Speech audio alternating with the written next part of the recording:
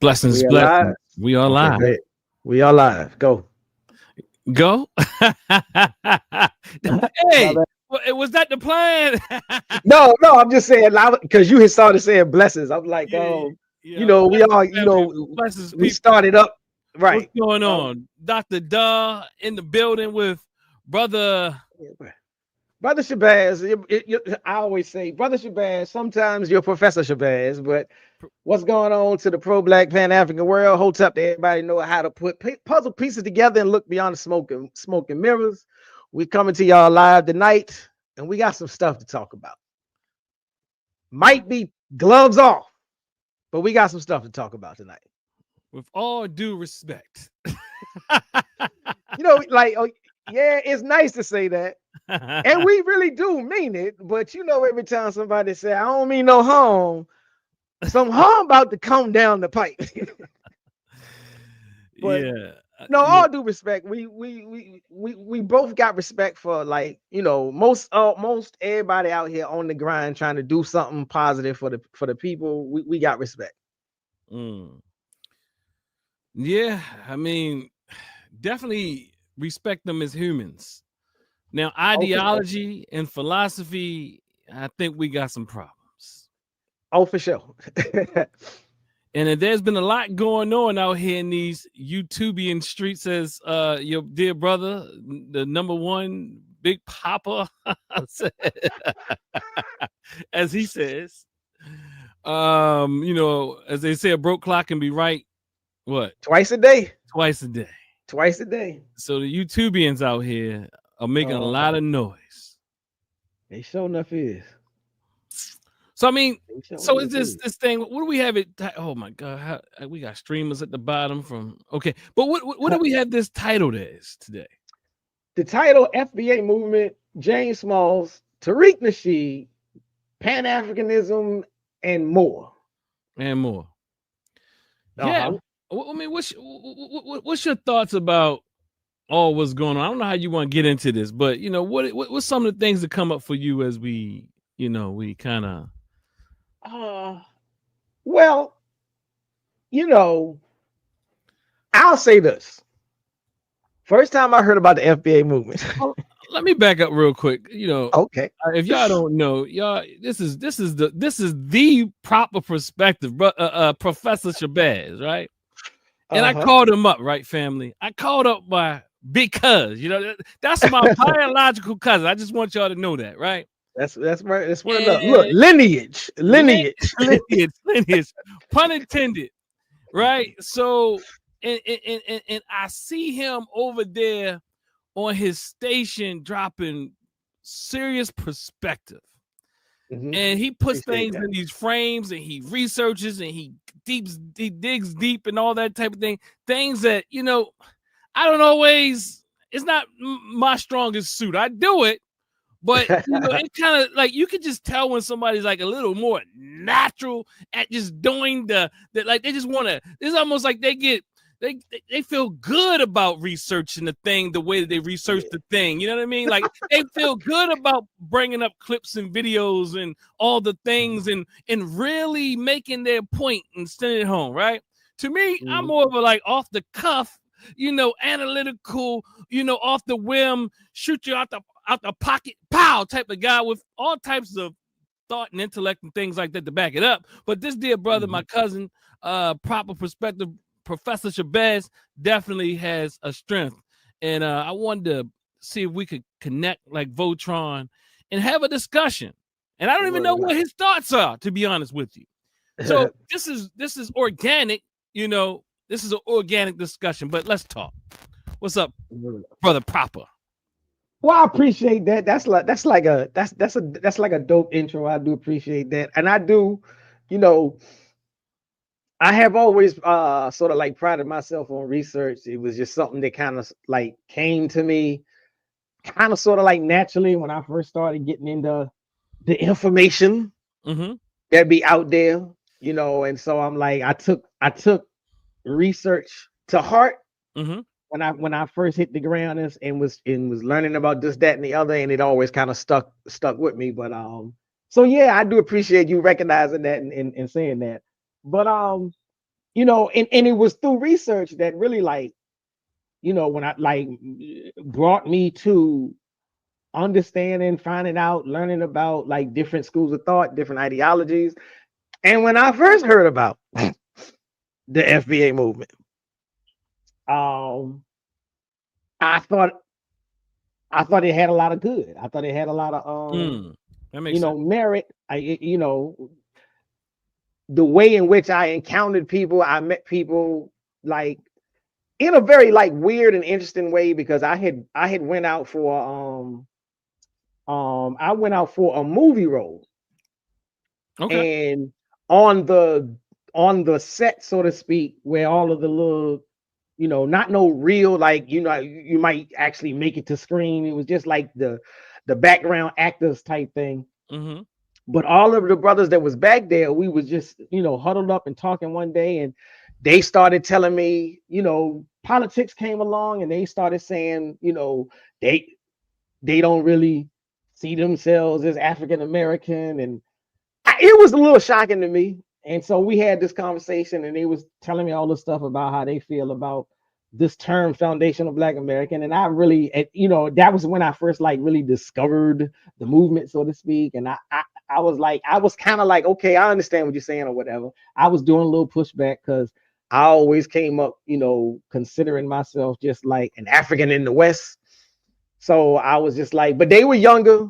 And I was like, well, I know the age divide is going to break this down real hard. But, you know, Mm-hmm. I listened to their stuff, and they, at that time, you know, they were talking, there was honesty in their voice, and there wasn't vehement, there wasn't disgust, there wasn't denigration coming out of their mouth. So I was Mm-hmm. cool with it. Mm-hmm. After that, I started digging, researching, looking up all of the people that they was dropping names and whatnot. And I would find the people online, and I, you know, I started watching their videos, and I was just like, well, the way these cats talk Mm-hmm. online, this is not the conversation that I was having. Yeah. And so I'm just like, you know, I try to hold on to the idea that, okay, you know, I met these dudes, and they seemed like sincere, earnest people concerned about us making progress. Mm-hmm. But all of the ones that I have encountered online, I ended up just getting into like arguments and debates and beefs and Yeah. battles and Yeah. hardcore conversations Mm-hmm. on every social media app that I jumped on. I started running into them, Mm-hmm. and I couldn't find any more reasonably sounding. All I could find was the brothers that's stark raving mad Mm-hmm. about the immigrants taking from us. And I was just like, you know, I I'm not with this. I'm sorry. I can't rock with you like that. Mm. So I like, if not for the first encounter, Mm-hmm. I would just be like, it's all garbage. I hold on to the idea that there could be some people that do actually, you know, take to the identification of the label Right. without all the viscosity. But I haven't encountered any other than those that one time that don't come with the daggers out. And so I'm just like, I don't have a lot of positive stuff to say about the FBA movement. Man.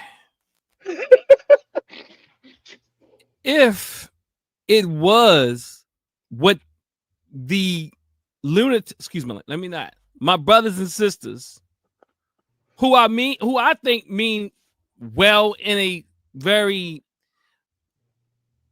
traumatized sense. They are Mhm. in a them against us type of fight. Mhm. And sometimes they tend to use talking points that make sense. They do. I mean, if it was what they are saying it is, it Mhm. makes sense. Right. Now, the issue I have is that part of it is, and they'll say, well, this is about Tariq Nasheed. No, it's not about Tariq Nasheed, but yes, it's about Tariq Nasheed as well. Right. Because it's his brainchild, and he has Mm-hmm. created the foundational tenets, Mm-hmm. and you are parroting all the things he's saying and saying there's no leader. But absolutely, my debate is absolutely, if you don't want to call it a leader, it's a thought leader there, and you're parroting the thought leader's philosophy. Or, 100%. or whatever, if you want to call it a philosophy, or you Mm-hmm. know, his working ideology. You understand? Right. I mean, it Right. works, and it's always working. And it's, when I mean Mm-hmm. about working in a social scientific sense, meaning that he's still working on it. It's evolving, it's changing, and he's been Mm-hmm. evolving from where he has been to where he is for a long time, from pimp to pimp. You understand? From pimp to pimp. Exactly. You From understand? pimp to pimp. From pimp to pimp. But it's not about him I have problems with, because one man without an army of people who follow him and repeat his ideological underpinnings, Mm-hmm. that's where the strength comes in. The strength comes in that, in where you are repeating exactly what he says, and you try to hide your hand and throw the stone and hide your hand and act like you didn't just do what I saw you do, which is gaslighting. There's Right. a lot of gaslighting in this movement. And I got some good Right. friends, and they say some things, and I'm not trying to be like them. They say, if you don't understand FBA, you are stupid. I said it. I said it. Now this is what they're saying. I hear you. And Yeah. the reality is, from a scholarly perspective, I want to say is, I understand that you're lost. I Mhm. understand that you don't see the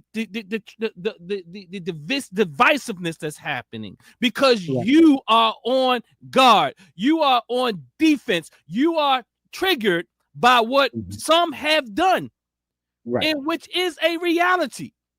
But Mhm. I can hold two things at the same time, because you Right. can totally flip the lens and say what we have done. You can totally see that we Mhm. have been played against each other, and it doesn't start. It doesn't have a start and stop destination.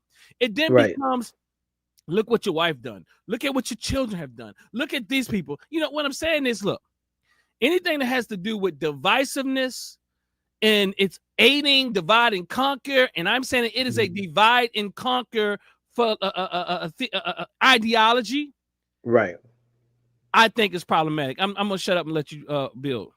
No, I agree. My biggest thing was when I was, talking to people and looking up and trying to watch these videos or whatnot, was I always I was always given the litmus test of divide and conquer. Mm-hmm. The way you can tell, the way you approach any ideology in any school of thought is, does it help us advance, or does it help us be divided? If it brings us together, then it's worthy of investigation. If it separates us, it's worthy of being shunned. Hmm.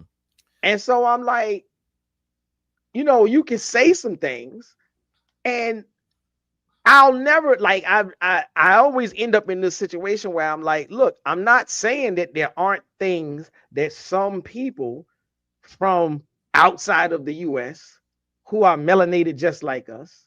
There are some people with some terrible attitudes, but there are some people amongst us in the US with terrible attitudes. And so I'm like for me, kind of sort of like coming up in hip hop, there was, there was this the North versus the South. Mm-hmm. And the North can't stand the South, and the South can't stand the North. Mm-hmm. Y'all ain't like us. Y'all Right. don't dress like us. Y'all don't talk like us. Y'all Mm-hmm. music, y'all ain't even the same kind of hip hop. Y'all ain't real hip hop. Yeah. All this back and forth. Mm-hmm. And it was, and so I'm just like, again, the litmus test. Are we coming together, or are we separating more and more? If we're separating more and more, something has to be done to stop the separation. And then we need to find out, why are we being separated? Right. So, even in hip hop, when Tupac and Biggie, that whole situation, later on it came out that the industry giants, the magazines and the record labels and all these other behind the scenes hands. And some people started finding out the government had a hand in it and this, that, and the other. Okay, well, lesson learned. It's a shame that two brothers had to lose their lives over it, and even more. But lesson learned, you're either working to be united or you're working to be divided. Once you see the division setting in, you got to ask yourself, who's really behind it? And so, and you can't act like you don't see the divisiveness. You understand the name calling, the backbiting, and all these other things. They try to act like you like they're are the innocent victims. Yes. And the immigrants have been taking advantage of us forever. No. And the reality is this: they use this term delineation, or to delineate, and I don't personally see an issue with saying, well, look, I am a specific type of African or specific type of descendant with a certain type of experience. But if it was that, I would say, yeah. But the problem is, it's not that. And there's people who have done that and tried to do that in the Pan-African movement before this guy and his clan. So that's why, in fact, the Temple of New African Thought, the organization I found, is New African, which is a specific type of African with experience here in the West. So so that is already something that we already understand, the need for being able to see the nuance of African. And it's not to say, like, people can point the fingers all day, but again, we are being puppeted by the system, white supremacy, whatever you want to call it. You know, I don't want to play games with the words, but nonetheless, what I want to say is we are being manipulated, and you can't see it. And I get it, because you're tired, you're frustrated, you want to see us do better, but do both. Like, but the idea is that when I hear you talk, you're parroting one of the the top tier con artists in the community. There's some problem with that. When you really look this up, you see that there's no true scholars, and there's no true scholars that truly understand this thing and will be supporting it the way it is. I'm talking about from a Black-centered perspective. That look, and I'm going to say it again, because Baba Kaba, he's over there. You know what I mean? Baba Smalls was over there. But what I'm saying is, lots of times these two type of brothers, elders, sometimes they try to look past the thing. They try to look past all the negative and all these type of things, but it will blow up in their faces.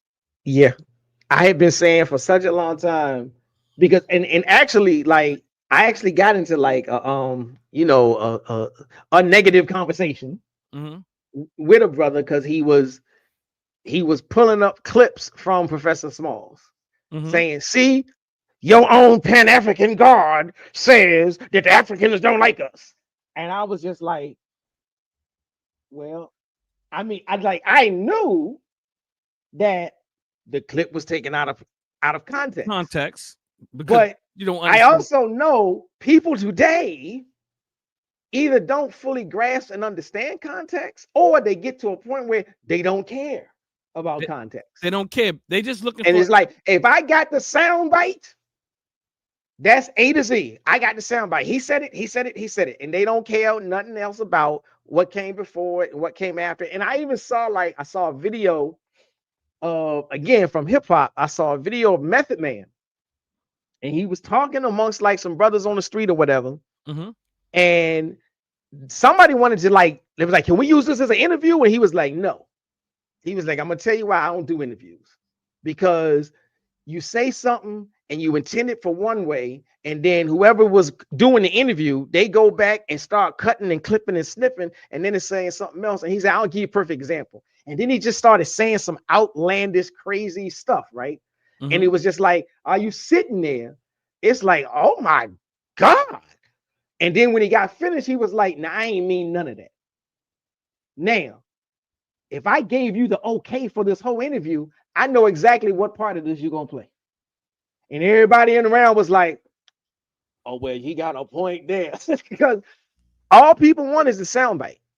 Yeah. And once they get a soundbite, they done. Mm-hmm. And so it's just like I said earlier, I was glad when Professor Smalls finally came out and was just like, look, there's some people saying stuff and they taking my words out of context. And, you know, it was an hour-long conversation and they playing the 3 minutes where I bombed on Africa, but they ain't playing the 15 minutes where I bombed on us. And this, that, and the other. And I'm like, finally, because if people don't put it out there, if people don't take charge of the narrative, well, you see what happened. You know, and as I see Dr. Mayat, peace, Dr. Mayat, in the building, I can't say the name, Wahop, something like that. Blessings, blessings to all the family, and peace, you know, I think you make a great point, and I wrote something, because of what they've been saying, and I'll just read it. I said, I understand why some people gravitate towards the idea of defining our specific lineage in the United States. That part makes sense, but we also have to be honest about what FBA actually is and how it functions today. Whether people want to admit it or not, Tariq Nasheed is the mind behind it. He is the architect of the ideology, the terminology, the framing, and the political direction of the movement. Now, let me back up and tell you what the meme was that I created. It was FBA is an identity with an ideology, because they keep saying it's a lineage, not just a pure lineage, as some attempt to argue. Again, the meme I created said FBA. Go get the meme and share it everywhere, family. Go to my page on Facebook. Go to my page on Instagram, Dr. Dennis Asar Winkler. Go and share it everywhere, because we have to look. You have to really lean on your social scientists when we're talking about this thing. And I tell people, at the bottom is, I said I wrote an entire dissertation on Black identity, so I know that all identity is socio-political. There's no neutral identities.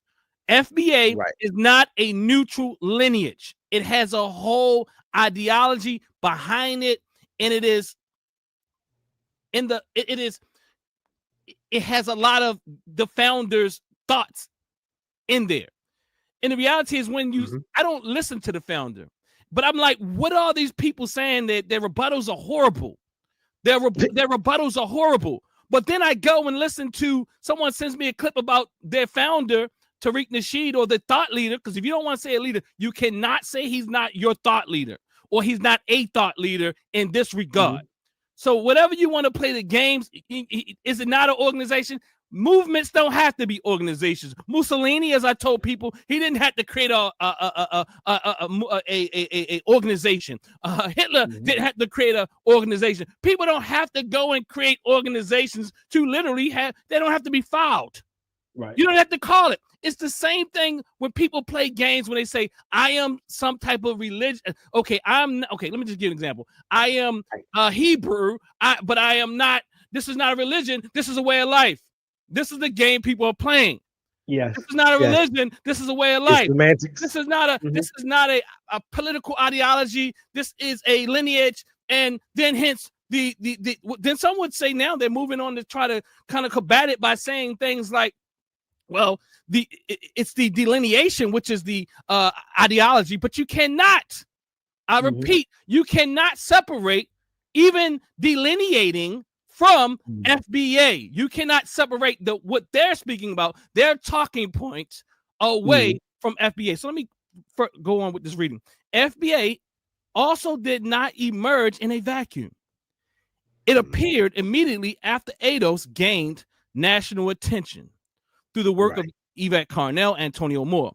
Scholars and movements observers widely note that FBA redirected or repurposed much of the momentum of ADOS that ADOS created. Whether someone calls it splintering, rebranding, or competing lineage claim, the outcome is the same. The conversation shifted toward Tariq Nasheed's platform, style, and worldview. Another factor that cannot be ignored is Tariq's pattern of creating conflict. This is what he does. Exactly. Stepping back and then denying involvement. That is throwing stones and hiding hands. The dynamic has fueled unnecessary infighting within the Black community. Historically, internal conflict has been a recurring problem amongst oppressed groups, shaped by centuries of divide and conquer strategies under white supremacy ideology, if you want to put on the internet. Lateral hostility, suspicion, and fragmentation have deep roots. These patterns are not new. And I say these patterns are not new because you're acting like you're delineating, you're doing something new. This is always what Black people have been taught to do worldwide. They've been delineating. If you don't hear too many people, you hear Jamaicans say, I'm not African, African-Americans say, I'm not African, or Black American, I'm not this, I'm not that. We've been delineating for a long time. What we have not been doing is Pan-Africanizing. That's what we have not been doing. So the mind, see, I think people think that they're deeper and sharper than they truly are.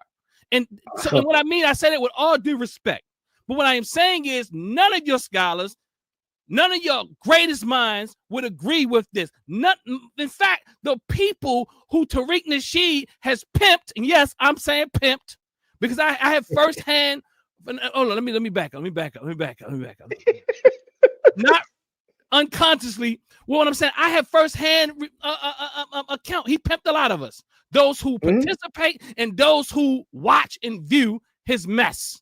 And what I'm saying is, I've talked to the elders before now. I'm talking about years ago. And they said Tariq is a mess. But you understand? I'm not look, people who try to get an opportunity, I get it, but get in and get out. Get in and get out. It's like the way I look at it, like, would I go on NBC? Yeah, I would go on NBC. I don't think NBC is my ally.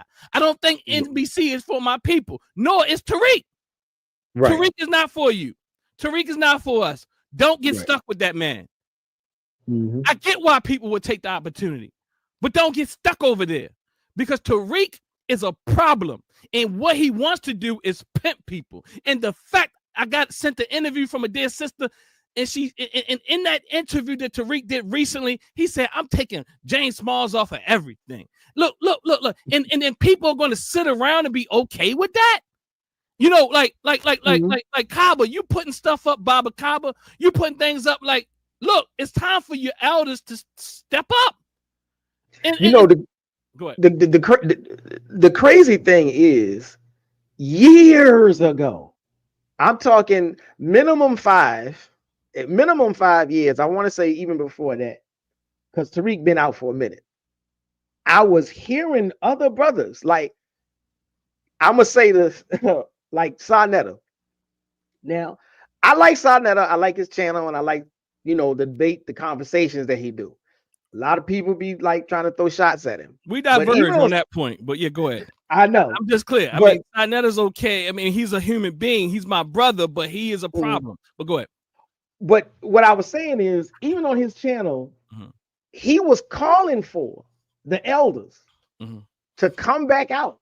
Like when everything sort of moved from, being a vendor on the street to trying to do everything online and in videos, he was calling for the elders to come back out and like clear the air and make proclamations and straighten out some things, because Tariq Nasheed was out there, pivoting and slipping in between the cracks and building his little platform in ways that were counter to the overarching narrative. And most of the elders just ignored it. And I'm like, but again, so I'm just like, it is like, for me, it's high time that more people really, really started addressing and calling out. And I like that. FBA really stands for faces, fascist bigotry, Afrophobia, for sure. But but it's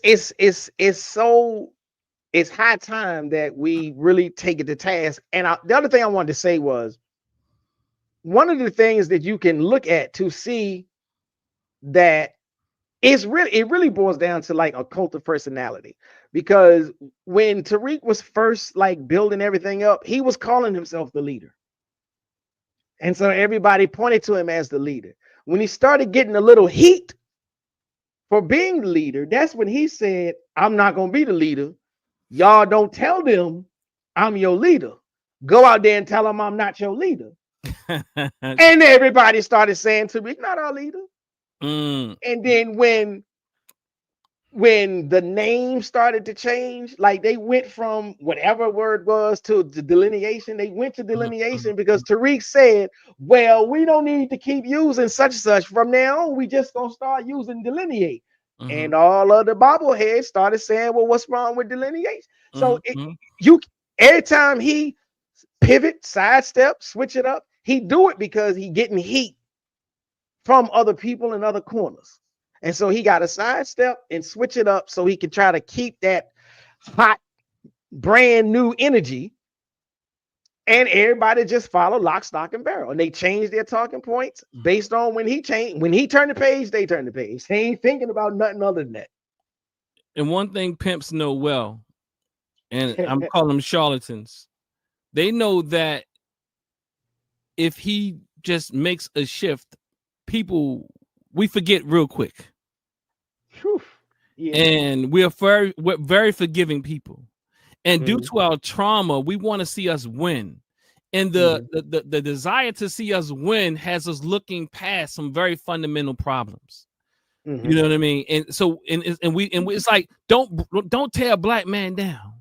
This black man is the best at tearing down black men and women. I don't think there's a person out here. I'm not even speaking about those who they call tethers. I am saying American FBAs. Look, the fact that I say something, the first thing they said to my, where are you from? Where are you from? If I say something, they start to ask the question, where are you from? I'm from United States. My family is from the United States. This is my dear cousin right here. Blood kin. Our family come up through the Virginia area. My DNA shows it. You understand what I'm saying? But guess what? I don't care. I don't care. You understand what I'm trying to say? There's people DNA that show that they've been here and also in the islands. But what I'm saying is, at the same time, I want you to keep this clear that this does not mean that I don't see the significance in being able to isolate variables for the sake of study. I am a social scientist. I do that. I understand. We have isolating variables for the sake of study, for the sake of various claims and all those type of things, just to measure things and look at things a certain way. Yes, but the isolating the variables in this sense becomes with a certain level of hostility against people who look like us, who have been brainwashed by white supremacy, who have been brainwashed by colonization, who have been brainwashed by slavery and oppression and all these other things, religion and all these other things. But we must understand as conscious people that this is the majority of our people. Because the majority of our people follow the mainstream narrative, and depending where you are, the mainstream narrative tells you how to think about yourself and how to think about others. So that is a part of the whitewashing of our minds. So we understand and already realize that our brothers and sisters, not only continental Africans or diasporic African people, is also people here that also, now I'm not even saying that project things outward, but also project things right here within our own group. So what I'm saying is your methodology is flawed, and it's very reactive or reactionary, brother. Right. They it's always reactionary, and it's always one of the things that he does. You know, he'll take an incident and then he'll extrapolate, this one particular incident, and then he weaves and wax poetic to get you all stirred up on the anger of it. And then he'll say, this is how everything is. This is how all of them are. And so I'm just like, again, the whole thing is, if all you're willing to see is the other person's bad act, like for me, the classic example that they like to throw out all the time is, what they don't like us or they call us names. And I'm like, you do know that it's just as many of them that have been called names by some of us. Oh, that ain't the same thing. Look, if you're once you're committed to always being the victim, then there's a problem. There's a psychological problem. And I'm like, no, I ain't got the chops for that. I can't help you. I can't diagnose you. I can't help you come up out of that circle. I just, like, I had got to a point where I had said, we gonna have to agree to disagree. I'm just gonna have to let you roll, and you're gonna go on out there and just be your mad Black American all you want to be. Because I can't get you to see the other side of rationality.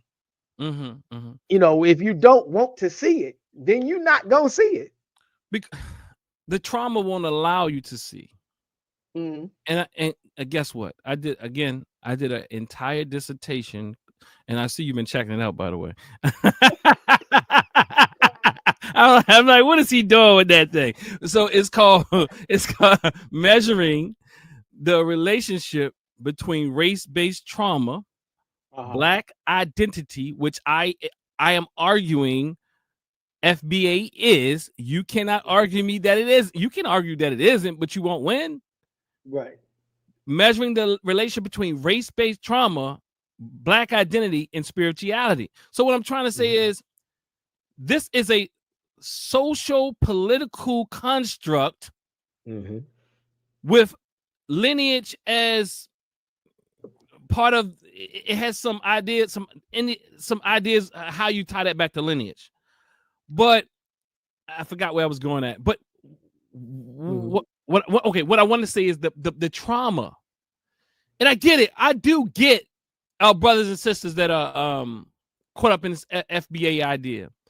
Those who really mean well, because they are those, like you're saying, that really mean well. They genuinely really think that it stops at it being a lineage. Right. They really believe it's nothing more than a new way to say you are Black. You're Black, right? It's more definitive, more, more explanatory. A little bit more in not just Black, but Black American, without being confused with someone like my wife, who's from Jamaica and she lives in America. I get that, right. But that is not what FBA is. It doesn't stop there. It has a whole ideological framework that is anti-Pan-Africanist. We can stop right there. That is anti-Pan-Africanist. You look, even if you say you don't throw stones, you cannot say that FBA is not anti-Pan-Africanist. Although some of us bask in it. Huh?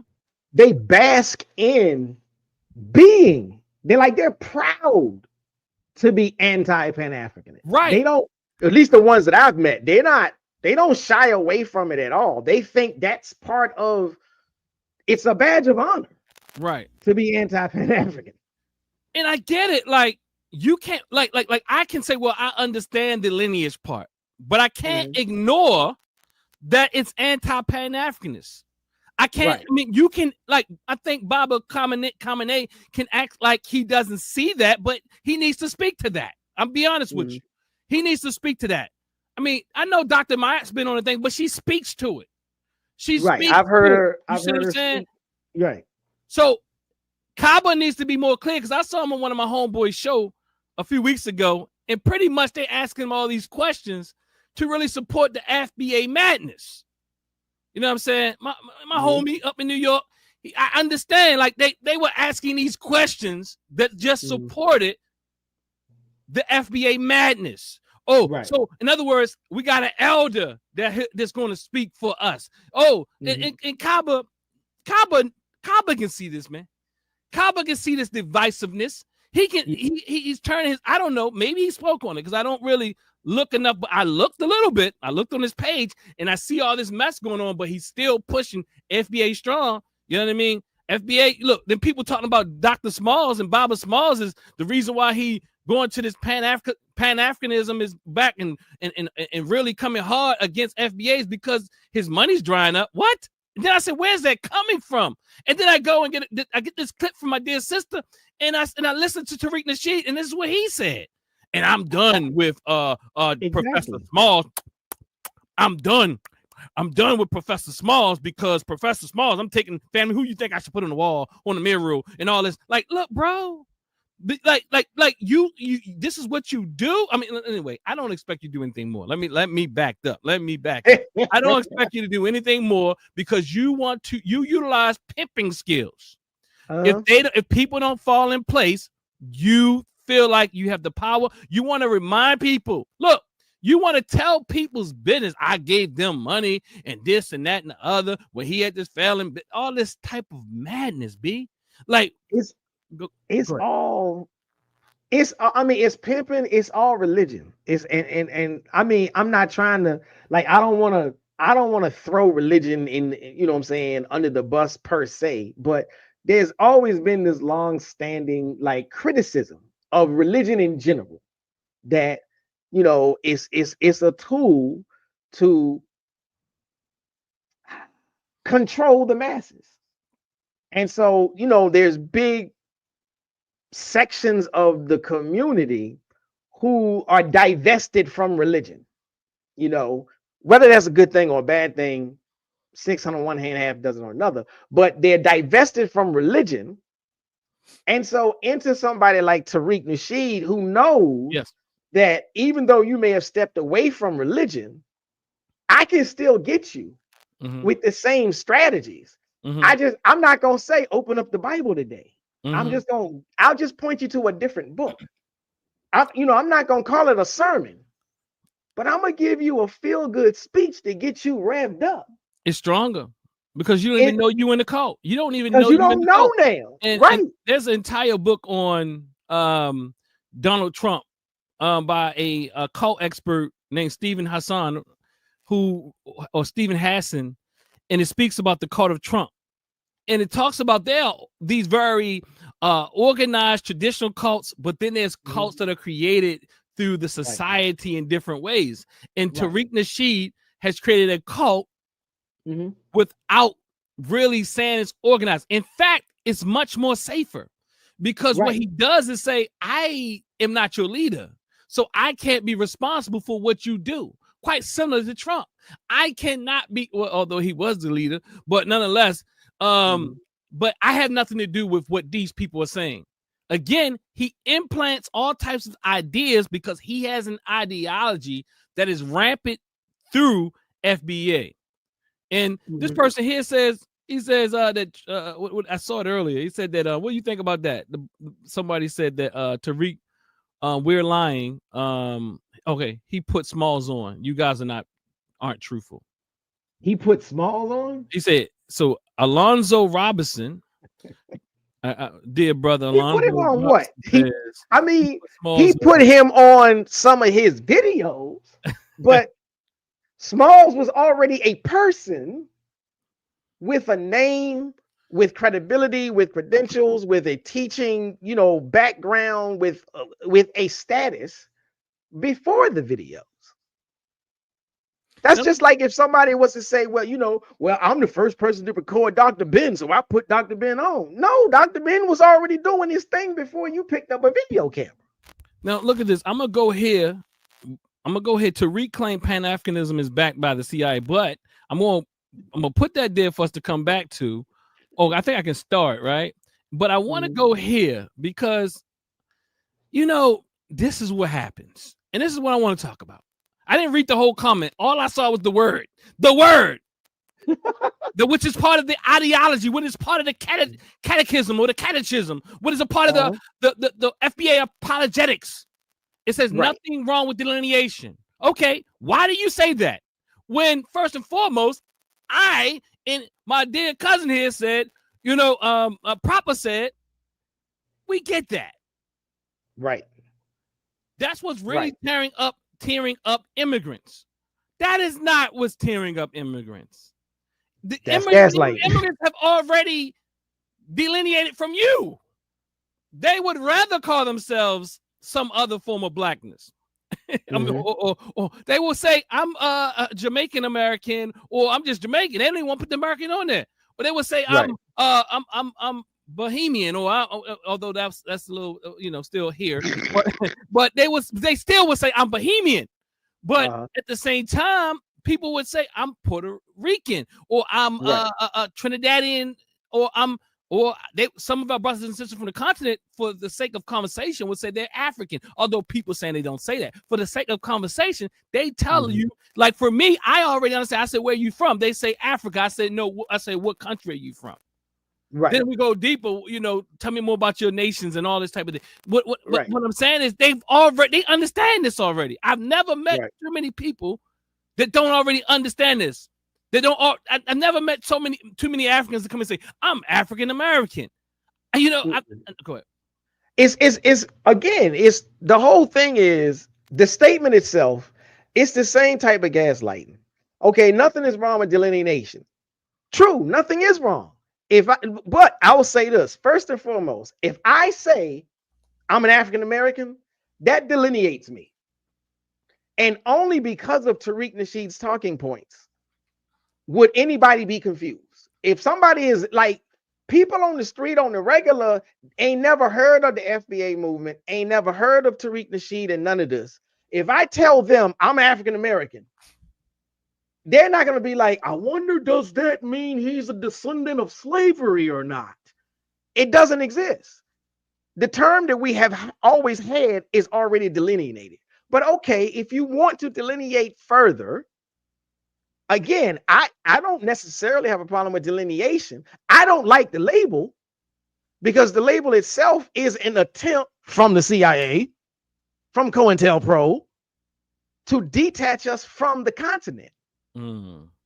So like, I kind of like what you said. Delineation, we are our own ethnic group, no matter what term we use. But the insistence that we use a term that deliberately detaches us from our continent, I got a problem with that. So it's not the delineation. And if all it was delineation, then you wouldn't have people screaming tether this and tether that and dirty immigrant and nasty immigrant and y'all this and y'all that. Nobody cares that you delineate. They care about all the other nasty vitriolic stuff that come out your mouth after you delineate. And you don't get African Americans talking like that. You get foundational Black Americans talking like that. You may get the American descendants of slavery talking like that. Can I push back a bit? Go ahead. I do agree with you holistically. But if I had to really look at it, and I'm not sure, I don't have this data on it, so I can't push back hard. But I do know traditionally and historically, through my experience and many other people's experience, and through African-centered movements, it has been a goal to help Africans in America to see the beauty in their origin story, or their origin, their place of origin, which is Africa, because we've been taught so many nasty things and we have so many nasty thoughts about Africa. So it's been the hard work of African-centered and Pan-African schools of thoughts to kind of allow us to see Africa in its beauty, because we've been taught so many negative things about Africa and African people, that we've done the hard work. And perhaps people like you who've been in this, I was a little boy in Proper Perspective. I don't know how old he was. He was just my big cuz, and he was already a dashiki wear. So right.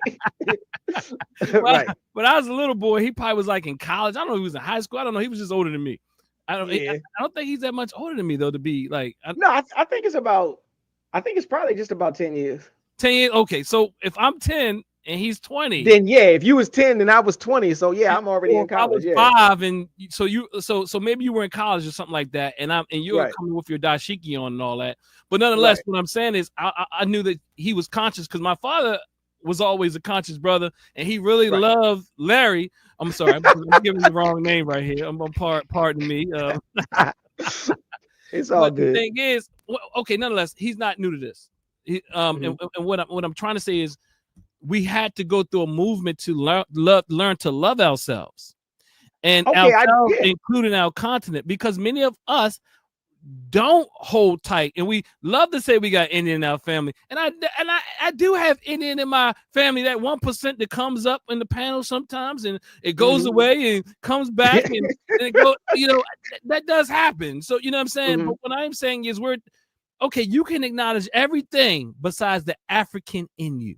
You can acknowledge the European. You can acknowledge that the Americanist. You can acknowledge the Native American. You can acknowledge the Taino Indian. You can acknowledge all the things, but we've been taught to hate Africa. That is why I'm saying that Black people have already in their minds delineated. Now, I do get this next point that might come up in their mind. So I do, the thought that they will say is this idea. They'll say, well, what about second generation? What about second generation immigrants? Because their children will then become African American. Now, that right there, go ahead. What do you think about that? Look like you had some ideas. Well, let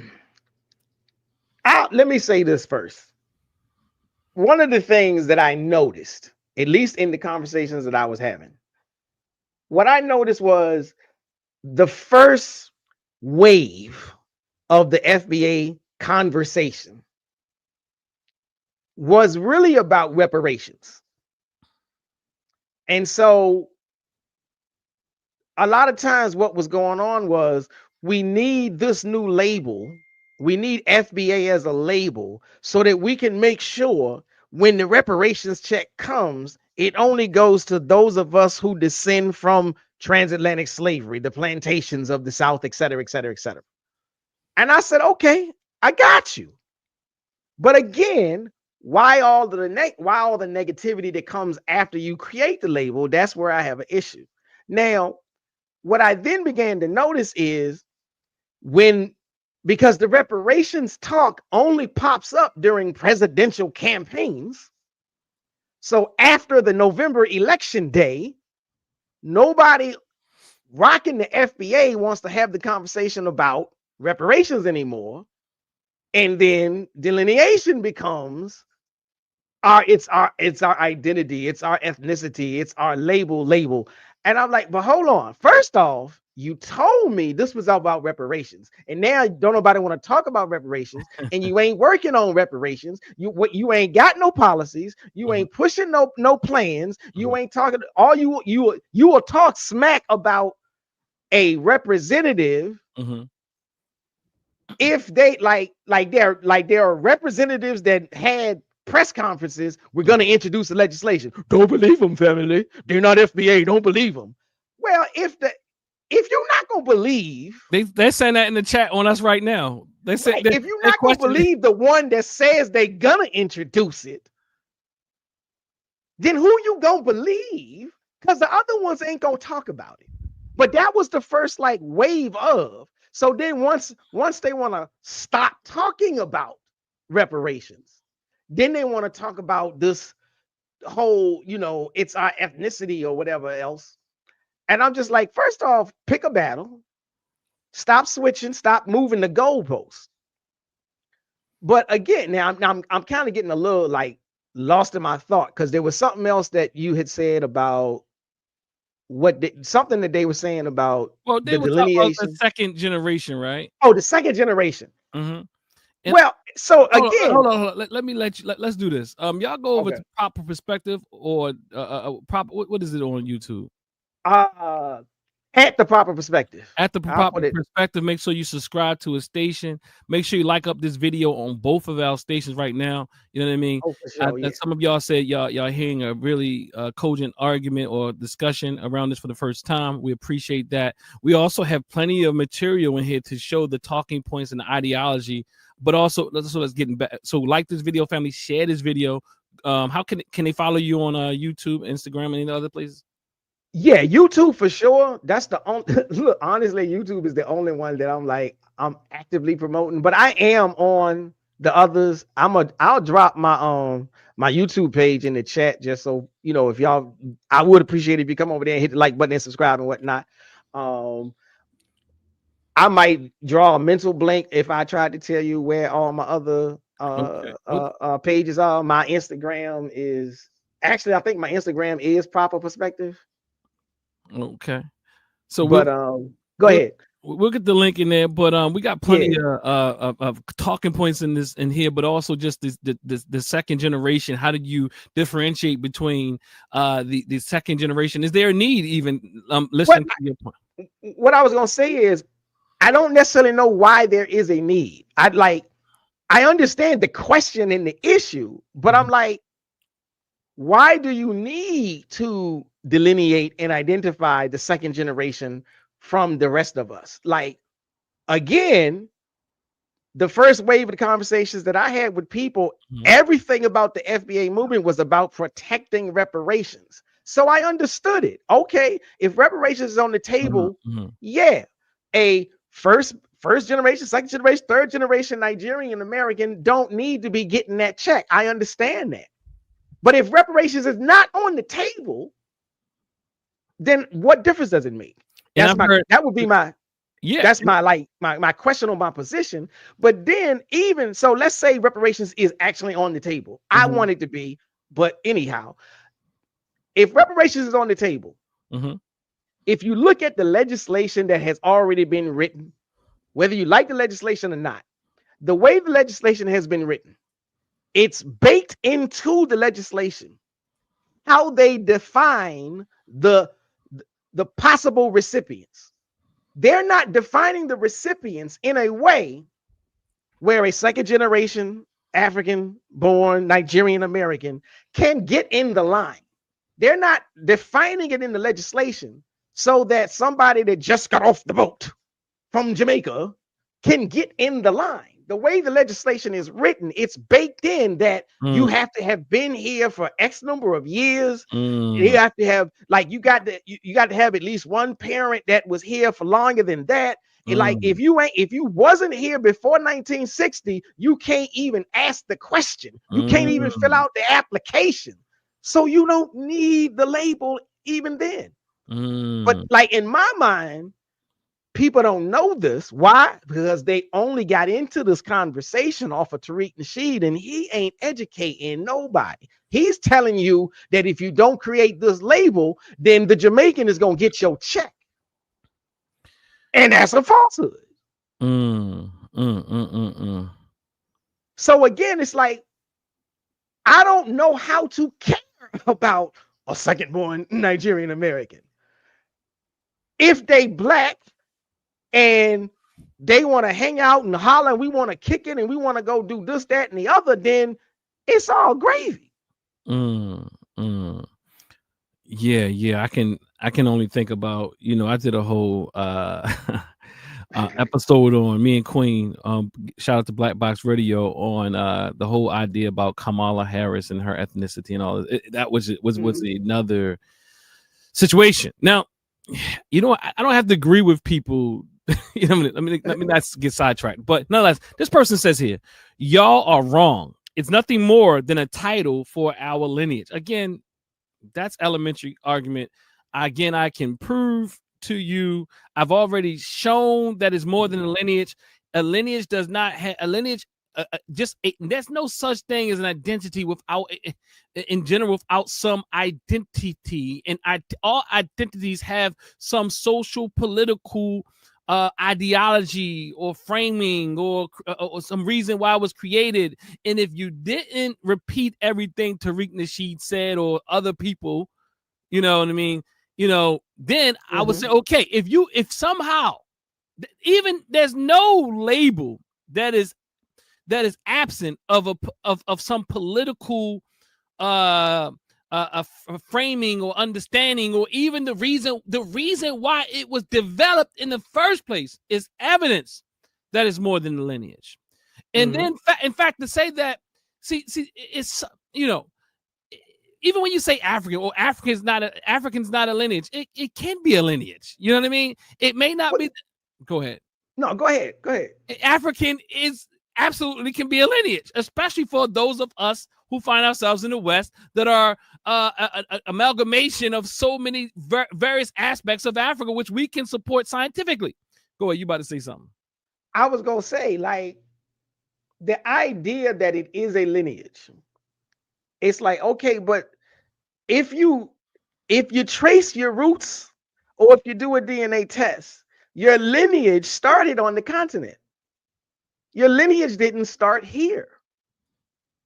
And so one of the things that I was trying to express to somebody, and I'm sure I didn't get like through to them, is like if we got in a time machine and we went back in time, and you talk all this mess about lineage, and you talk all this mess about honoring ancestors, if you go back to the time when whoever on your family tree was the first one thrown on that boat and brought over here, all they wanted was to get back to that continent. All they wanted was to reconnect to their mother, their father, their brother, their sister. That was part of their lineage. It's still part of your lineage today. You just don't remember because white folk did their best to cut you off from the knowledge of it. But that's still in you. That's still in your DNA. It's still in your blood. You just don't recognize it because somebody got you hot and bothered over a reparations check that ain't coming. Listen here. This person, I don't know if it's, because I'll tell you one thing I know about FBA. They can send bots over too. So it's not always real people, but nonetheless, in fact, you see these type of things and, you go to their pages and you follow, there's nothing really there, but it's still good for the conversation. I appreciate it. So now all the things we're saying, and even is fair-minded for the most part that we're saying, this is a part of the philosophy or the ideology that I speak about. And they have certain, what you call, when you what is it called when you use a certain types of words? They call them, in fields, we use jargon. So the jargon that you find in FBA ideology this is one part of it. Plebiscite, jealous, hating, plebiscite, babbling. And then they always have to end, look, with a word like this: buffoons. So now we are jealous. Who are we jealous of? 2, hating. How are we jealous of FBA if we're FBA from the way that you say we are FBA? You say we are FBA. If it was just a lineage, then you couldn't be saying that because I couldn't be separated from it, so I couldn't be jealous of myself. But nonetheless, maybe you're talking about Tariq Nasheed. I don't know. Jealous, hating, plebiscite, babbling buffoons. All right. Yes, Dr. Dennis Winkle, I listened to Tariq's broadcast last night to hear it for myself. Nasty work, absolutely. Our lineage ain't no cult. You do sound like weird teachers. Tethers. Tethers. See, that's another part of the jargon. That's another part of the lineage. Huh? What is that? Like, again, what is their lineage? They keep claiming the word. I'm gonna tell you what they did. I'm gonna tell you who I'm going to say he's wickedly con artistry. I don't even want to say wickedly wise. Wickedly con artistry. My man, our dear sick brother, Tariq, instead of saying our organization, he had to create a word that he doesn't have to say organization. Right. So he says our lineage. He says the lineage. He says the lineage has to do this. The lineage has to do that. So they use it like, now you just take and really insert lineage for organization or whatever it is. So listen here, our lineage ain't no cult. So now think about it. Our organization ain't no cult. Right. You see what I'm saying?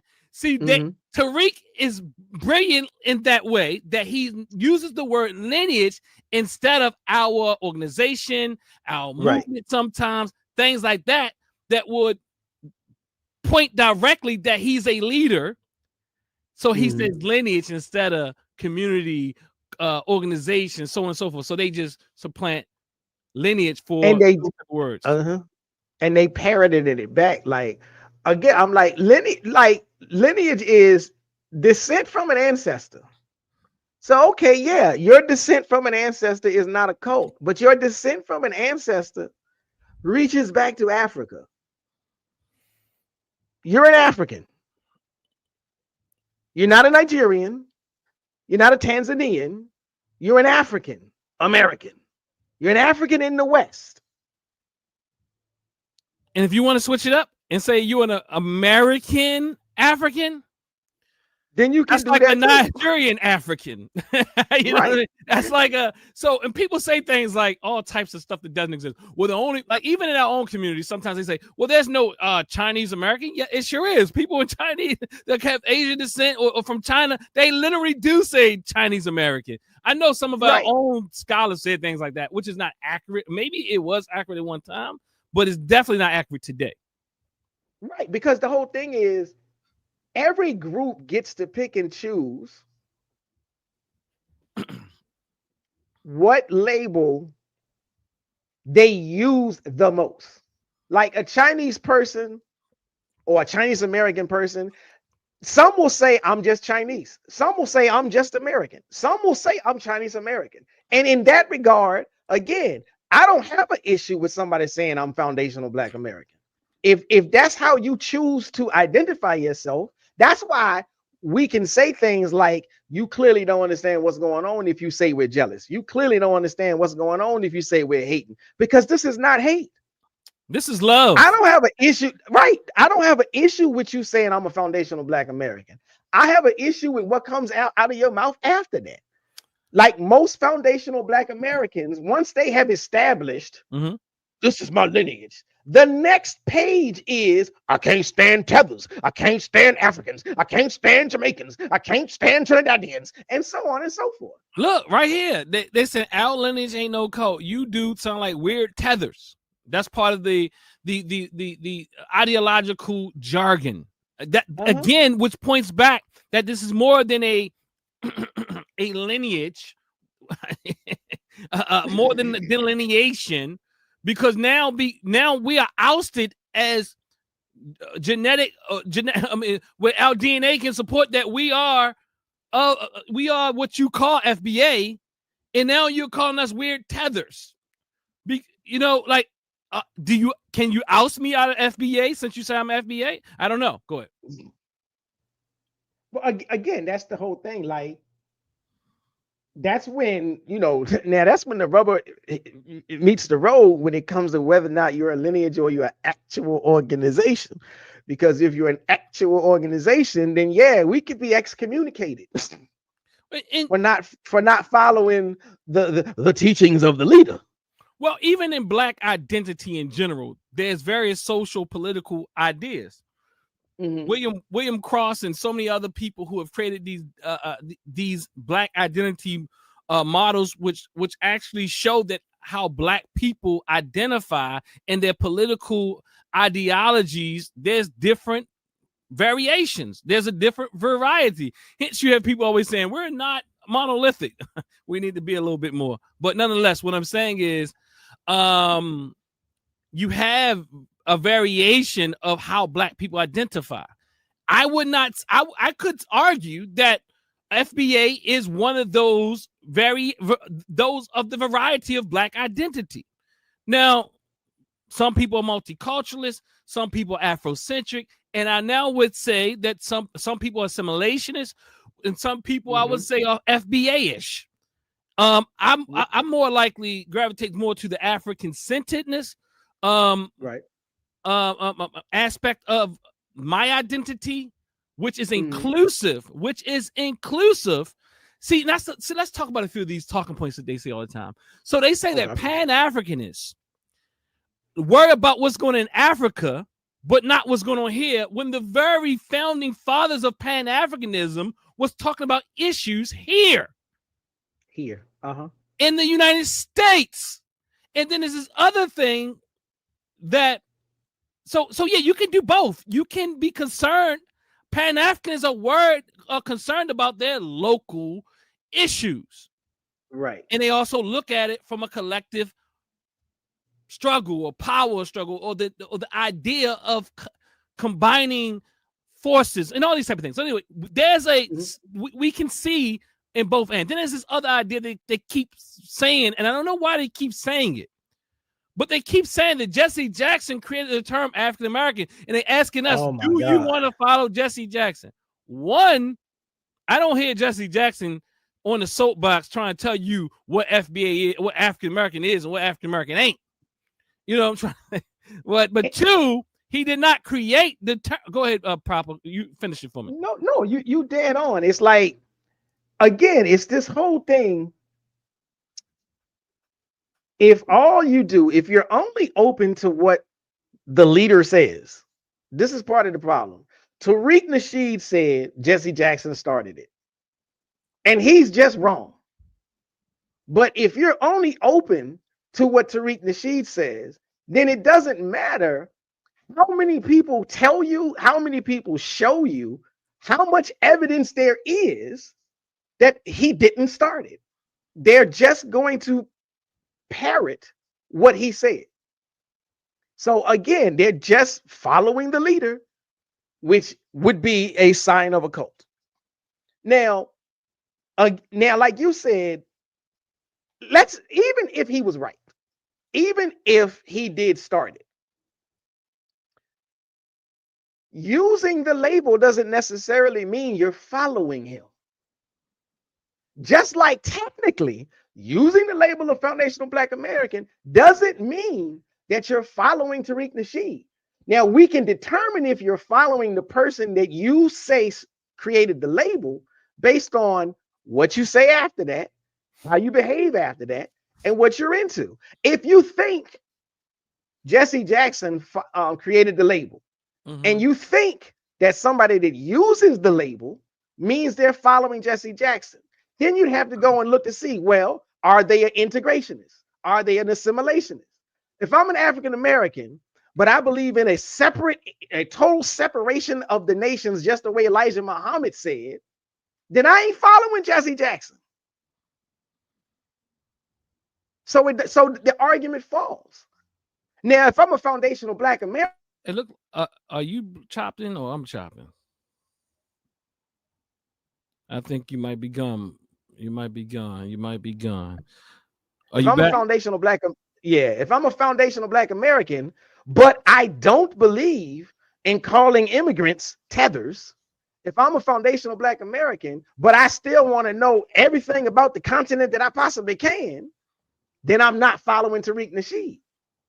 But while you can find lots of African Americans that are not assimilationists, you cannot find a lot of foundational Black Americans that are anti or don't subscribe to or go the opposite route of Tariq Nasheed. So that's how, like, to me, that's one way that the argument falls down. Yes. So even if I were to say, okay, I agree with you, Jesse Jackson started the word, but the plethora of African Americans that go in a bunch of different ways than how Jesse Jackson works, talks, believes, acts, behaves, again, that shows that clinging to the label don't mean you're following the person you say created.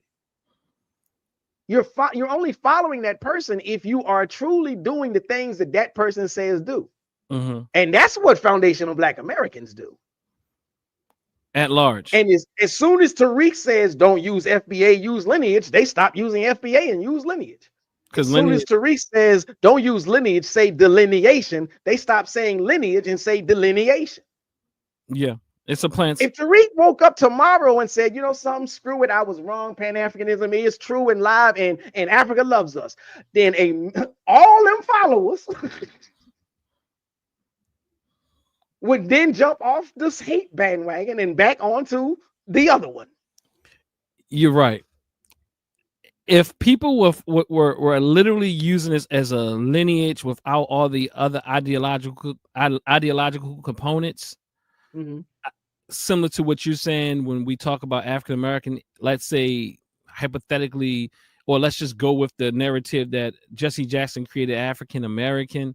When you juxtapose these two next to each other, you clearly can see that there's a difference. And even African American has political ideological underpinnings. So what I'm saying, there's no separation. You cannot separate an identity. All identities have some ideological, some political underpinnings. The very construction of them, the very construction of identities is political. Right. So I understand that sometimes we don't understand it, but that's when we listen to people like Tariq Nasheed, who has no real scholarship. And even if you look, there's not much scholarship on FBA. There's more scholarship on ADOS, which is another story. I think Tariq Nasheed and hijacked them and did a better job. But go ahead. I was say he did a better job in the in the social media sphere. He did a better job in you know what I'm saying. One thing I'm being I don't really like ADOS. When I'm being facetious by saying better job. Like I'm using better job is like I say sometimes we upset that white people, they've done a better job at killing people. They've done a better job of oppressing people. They've done a better. So I'm saying something akin to that. Right. I mean, I got you. I'm just saying. Yeah. I'm saying like I don't necessarily like ADOS either. But one thing that I respect about ADOS is their platform and whatever it is that they say they stand for. They at least make efforts and attempts to establish it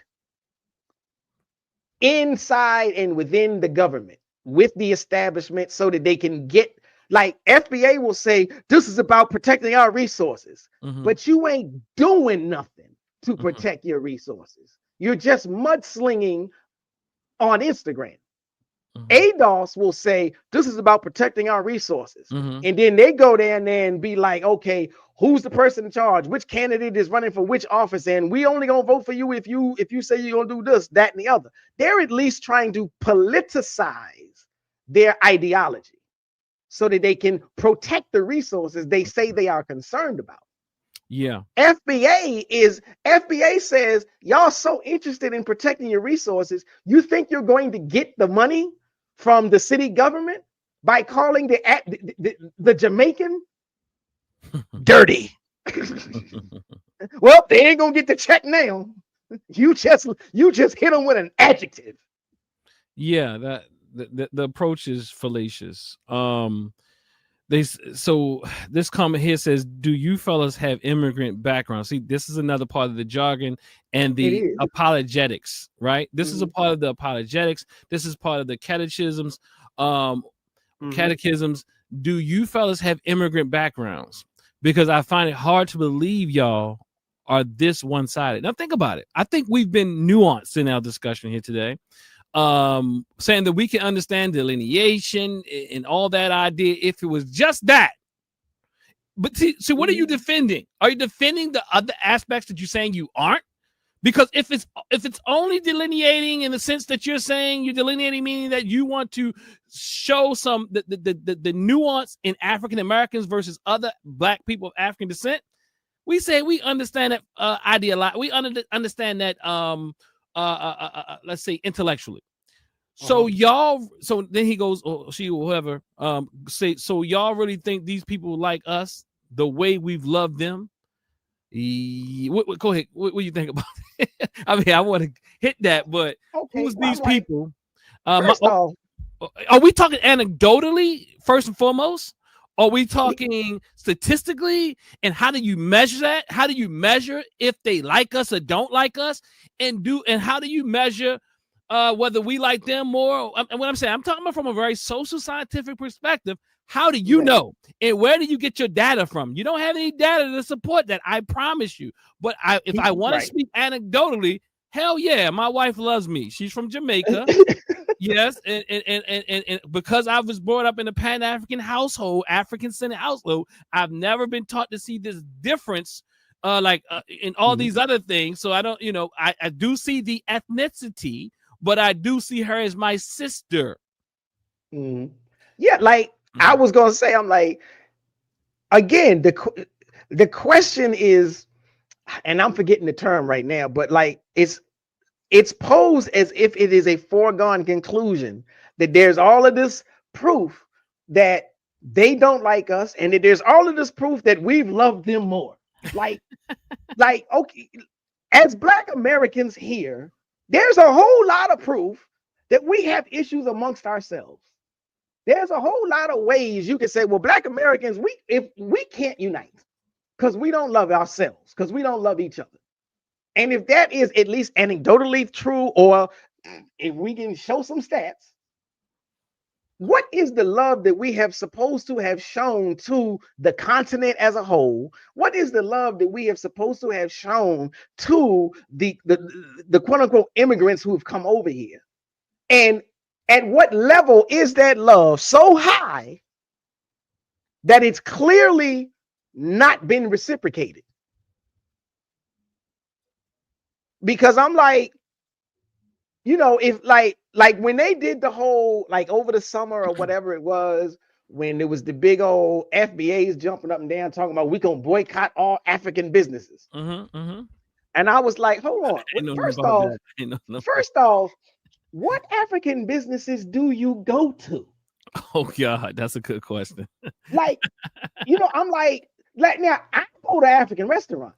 You telling me I can't go to my favorite African restaurant because some woman in New Orleans got charged $400 for some dreads? I got a problem. But if you're gonna boycott all these African businesses, which ones were you going to in the first place? I'm like, now my dentist is African, my mechanic is African. I can't use none of these people, even though they looked out for me, even though, my dentist found a problem that the white dentist before him couldn't find. My Liberian mechanic found a problem with my car that the white mechanic shop ignored.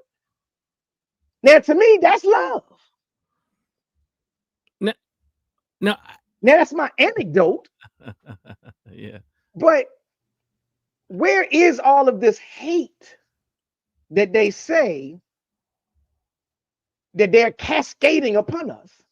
And even we know that the hate itself was constructed, concocted, created by white supremacy ideology.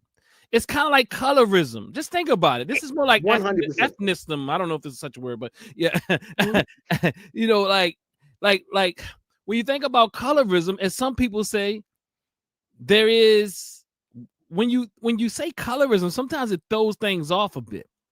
And then it then has us infighting even within our families. Oh, he's lighter skinned, she's darker skinned, this, that, and the other. Instead of calling it what it is, as many of our greatest scholars will say, racism. It's racism. Right. This is colorism is racism. And I'm looking for a term. I can't even think about it right now. When we have ethnic groups within infighting or fighting with, so ethnocentrism. That's probably the word. So Black or African ethnocentrism or within the group, or however you want to organize it. Nonetheless, I think you understand what I'm trying to say. That is still what we call racism. And I'm not saying there's never been squabbles and debate, beefs and things like that. But this ain't that. This is a higher level of concocted hate due to the. And you're talking about people who have been separated through the transatlantic slave trade, and these people. I mean, it's like they begin to protect the system and the dominant culture, which, if you want to call it that, white culture, by trying to supplant them with people who look like you and put the blame on them versus and not, at the same time lacking the ability to hold both, like lacking the ability to hold the white dominant culture responsible for all of the mess. Right. Responsible as puppet masters or puppeteers of the reality we find ourselves within. And I'm actually disappointed. I'm not disappointed. But I am disappointed. I'm disappointed in our brothers and sisters who say they've been in this. Let me say this. I understand why those of us who've been in African-centered thought and Pan-African thought and all these different movements for years, and we feel like we've seen no progress. We act as if not seeing the progress, although I would say there's always some progress, because resistance is progress when we're resisting against this thing. But we have to keep in mind that there's an enemy, or there's an opponent, or there's someone always at play, and even the things that we try to do, it will be met with the force of white supremacy ideology. It's not like they just going to turn it over. So when you see things fail, we start blaming on each other. But yes, it's a fight. It's a war. It's not going to be easy. So I know you want to throw your hands up and get tired of us. Oh, I see y'all in these black movements and y'all just this and y'all just that. You live long. Let FBA live long enough. You're going to get out of that too, because you're going to realize there's going to be infighting. And there's already infighting, and there's already splintering. The reality is we're fighting a greater enemy, and we're getting segmented and isolated and chopped up and all these different things to turn the fingers towards each other rather than the greater enemy. And that's the whole reason why, like I said at the top, like the litmus test is always, are you coming together to fight, or are you dividing? And if you're dividing, you're going to lose. Now, you can't say you want to win and then keep separating and delineating and dividing until you just will end up being one man on an island. You have to figure out what, like, I like to use Booker T. Washington's phrase. And sometimes people tell me I shouldn't use it because that's not how he intended it. I'm like, anyhow, we could be as separate as the fingers on the hand. But we come together. Once those fingers come together, that's a fist. So the foundational Black Americans is a finger. Nigerian Americans is a finger. Ghanaian Americans is a finger. Jamaicans and Caribbean Americans are a finger. And when we all come together, that's one fist. Well, you know what a fist can do. And so I'm like, because the whole thing is, if you're afraid, what did Snoop Dogg say? If you scared, go to church. If you are afraid to call out the white man, if you're afraid to call out Yorugu, but you still want to feel like you a warrior, then you turn inward and you fight the people that look like you. Less consequence. Exactly. It's the same thing, because it's the same thing as the gangsters. You know what I'm saying? The gangsters is always like, I'll bust a cap in them. Yeah, but you won't bust a cap in a cop. But a black man step on your shoe and he can get deaded right then and there. That's a fear complex. Absolutely. You see Anthony Matthews here says correcting the talking points is one thing, but the attack on this man seems like you on a crusade. So we think about that. Have we said anything in this live that is nearly as inflammatory as the things that our dear brother Tariq Nasheed says out of his mouth? Yeah, I was gonna say what. Okay, if you, I'm glad that he's saying correcting the talking points is one thing. Okay, so you recognize that there needs to be correction to the talking points. You recognize that we doing that. Tell me, put it in the chat. Give us at least one example of us attacking this man. Well, I would feel like he could probably say, when I say he's pimping people, Would you call that an attack? I could see why somebody might say that. I don't necessarily like, okay, let's break down, let's understand the word. Mm-hmm. You know, let's understand the word, because pimping is exploiting. Now, So if I get you jazzed up, and then I say, to support this movement, send me $5.99, and I'm gonna send you this T-shirt with my new label on it. mm-hmm. Then it's at least a very thin line. It's at least a very thin line. Am I being sincere, or am I just trying to get your pockets? Mm-hmm, mm-hmm. Somebody And it's responded. a whole lot of Tariq constantly tears people down on his social media channel when they respectfully and politely try to correct him on his misinformation. Now, I'm gonna say I seen that. Like, I was trying to just stay even keeled about things, and I was trying to, like, because I used to follow him on Instagram, and I used to, like, click on the links every time, and I get a notification or whatever. And I just got to a point where I was just like, it's so vitriolic, it's so visceral, Mm-hmm. the way he go at people. Mm-hmm. And I'm like, this is guttural. I can't have this kind of negativity in my cipher right now. Mm-hmm. So I was just like, okay, I can't take it no more. I had to unsubscribe. I don't need this kind of thing. But he does. He tears people down. And so I'm like, okay, life is a blood sport. Now, if you go tear people down, and if your people will help you and celebrate you for tearing people down, then they better have some thick skin when the tearing down comes home. Now, X Unknown says, we've helped all these folks. This is all cap. How do we help all these folks? You know, I think we've helped people. I think, okay. but we I ain't also sent no armies. Cuba sent military to South Africa. We stood, we marched, mm-hmm, mm-hmm. we did pickets, and we did internal pressure. Yeah, we helped. Yeah, on different levels, right?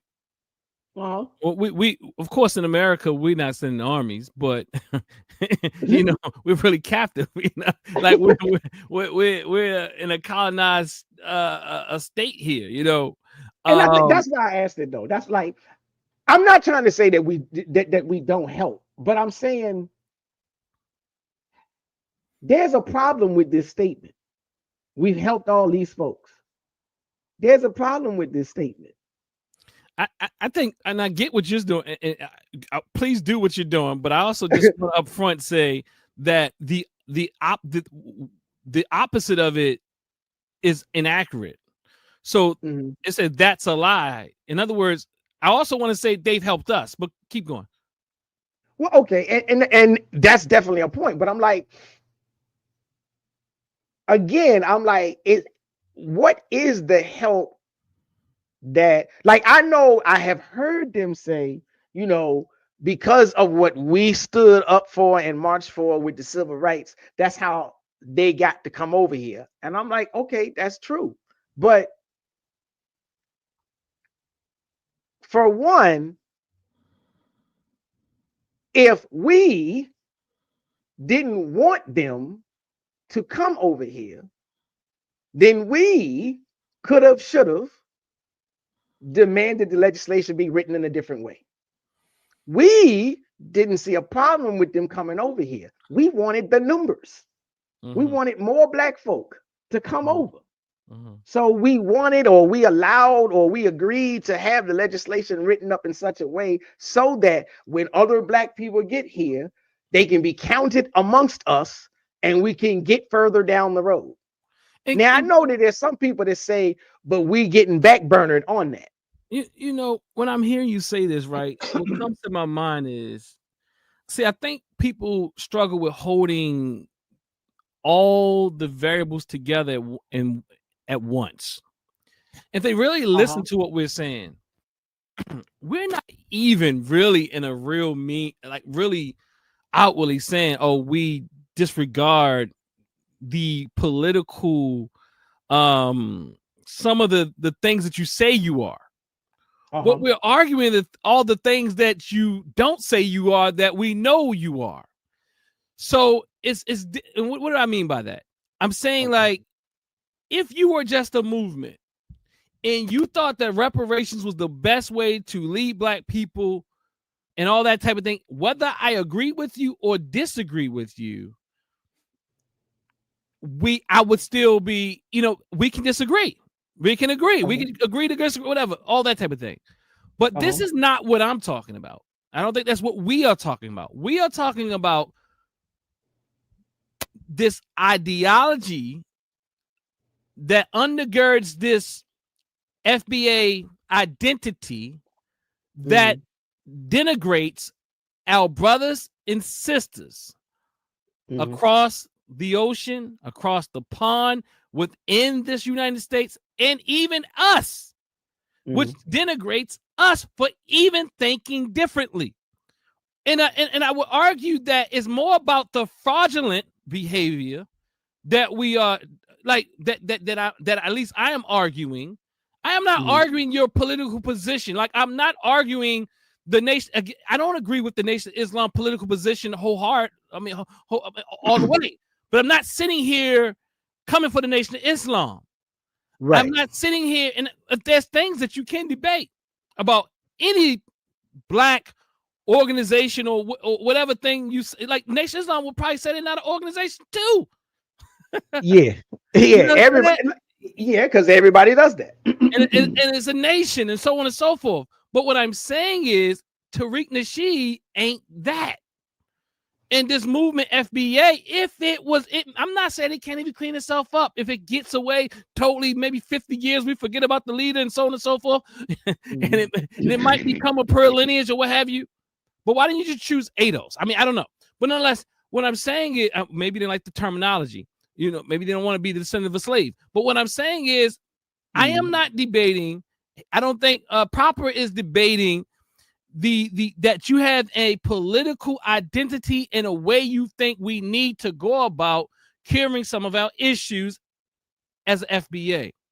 Is these other talking points, these other gaslighting tactics, these other divisive tactics, just even what just happened with Baba Smalls is problematic.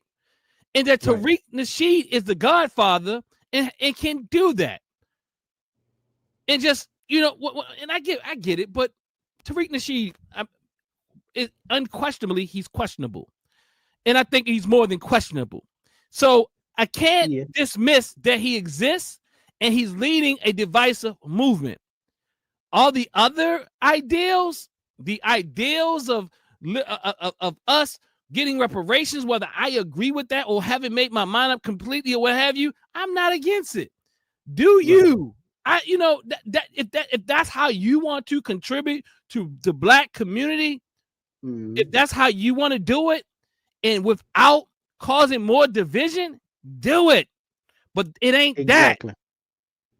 Exactly. I mean, again, like one of the beginning, waves that I was introduced to FBA was through the reparations movement or the reparations call. And I was just like, for me, I'm like, anybody that wants to stand up for reparations, I'm there. What's going on? Where do we need to meet? When are we going to have the conversation? When are we going to have a march or whatever it is?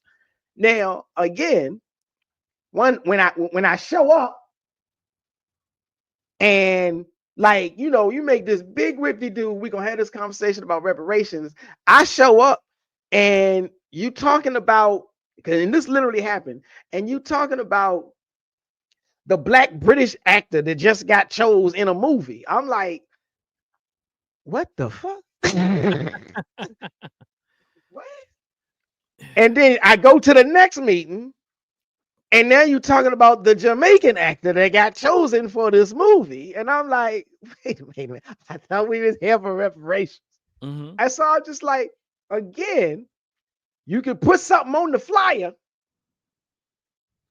but then when we show up and you ain't even discussing what was on the flyer, I got a problem. I got an issue. And if you want to call yourself foundational Black American, I'm not mad at you. Kujichaga Leah says self-determination. Call yourself what you want to. Now, I can simply say, I don't like the label. I'm not going to use the label, but I'm not mad at you for choosing the label that you choose. And I say that because I was calling myself an African when people was only warming up to African American.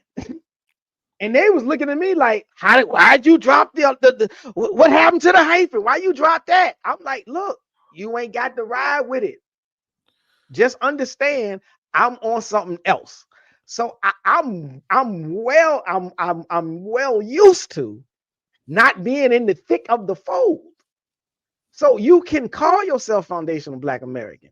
But again, my question is, if you truly about your lineage, if you truly about preserving resources, and if you truly about reparations, then you would spend way more time working on and talking about that. When you get online and if you got a 1 hour live, if you got a 5 hour live, and 4.5 hours is talking about a nasty Jamaican, a dirty Ghanaian, a evil Tanzanian, a bad breath Somalian, I'm like, yeah, well, what was the legislation we were supposed to be calling our congressman about? Mm-hmm. Oh, that don't matter now. Now it just matters that we delineating. Nah, I don't, this is some Jim Jones Kool-Aid. Yeah. So I like to say Marcus Garvey, Claudia Jones, Stokely Carmichael, Walter Rodney, Franz Fanon. So many. I mean, I think the list can go on. And I know people would try to throw Garvey as under the bus now and all these different things and so on and so forth. But all these people we've always worked in tandem with. In fact, they were working here for our liberation. Because, in fact, we have to also see ourselves as the epicenter of Black folks to some degree. And what I mean by that is that the hate, look.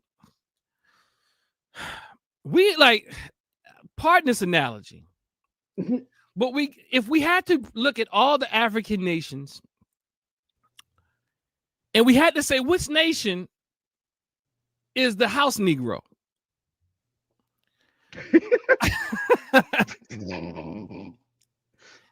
I'm not saying that others don't act more house Negro-ish, but what I am saying is we in the house. We quite literally are geographically placed. Yes, and sometimes the house Negro gets unwarranted attack because people feel like that they can't trust that house Negro. Because that house Negro is close to master. And we are in this United States here, which sometimes blinds us to the reality of other people.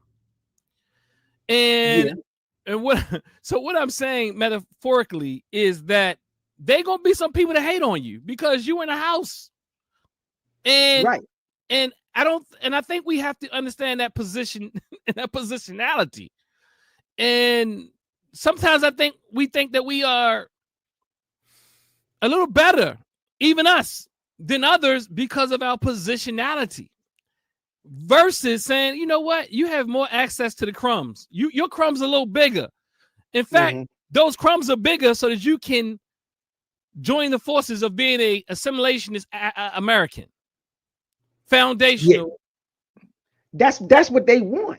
And I'm like, to me, I mean, to me, that is really the hidden hand behind the foundational Black American label, movement, ideology. The ADOS label, movement, and ideology. They want you to identify with America, Uncle Sam, this government. Hold up, cuz. Hold up. Look, they ain't even denying it. We built this house. let's go back. They say, yeah, we built this house. Then they going back to say we are better because my ancestors made it better for us. You hear what I'm saying? See, I'm doing a I'm psychoanalyzing the mindset.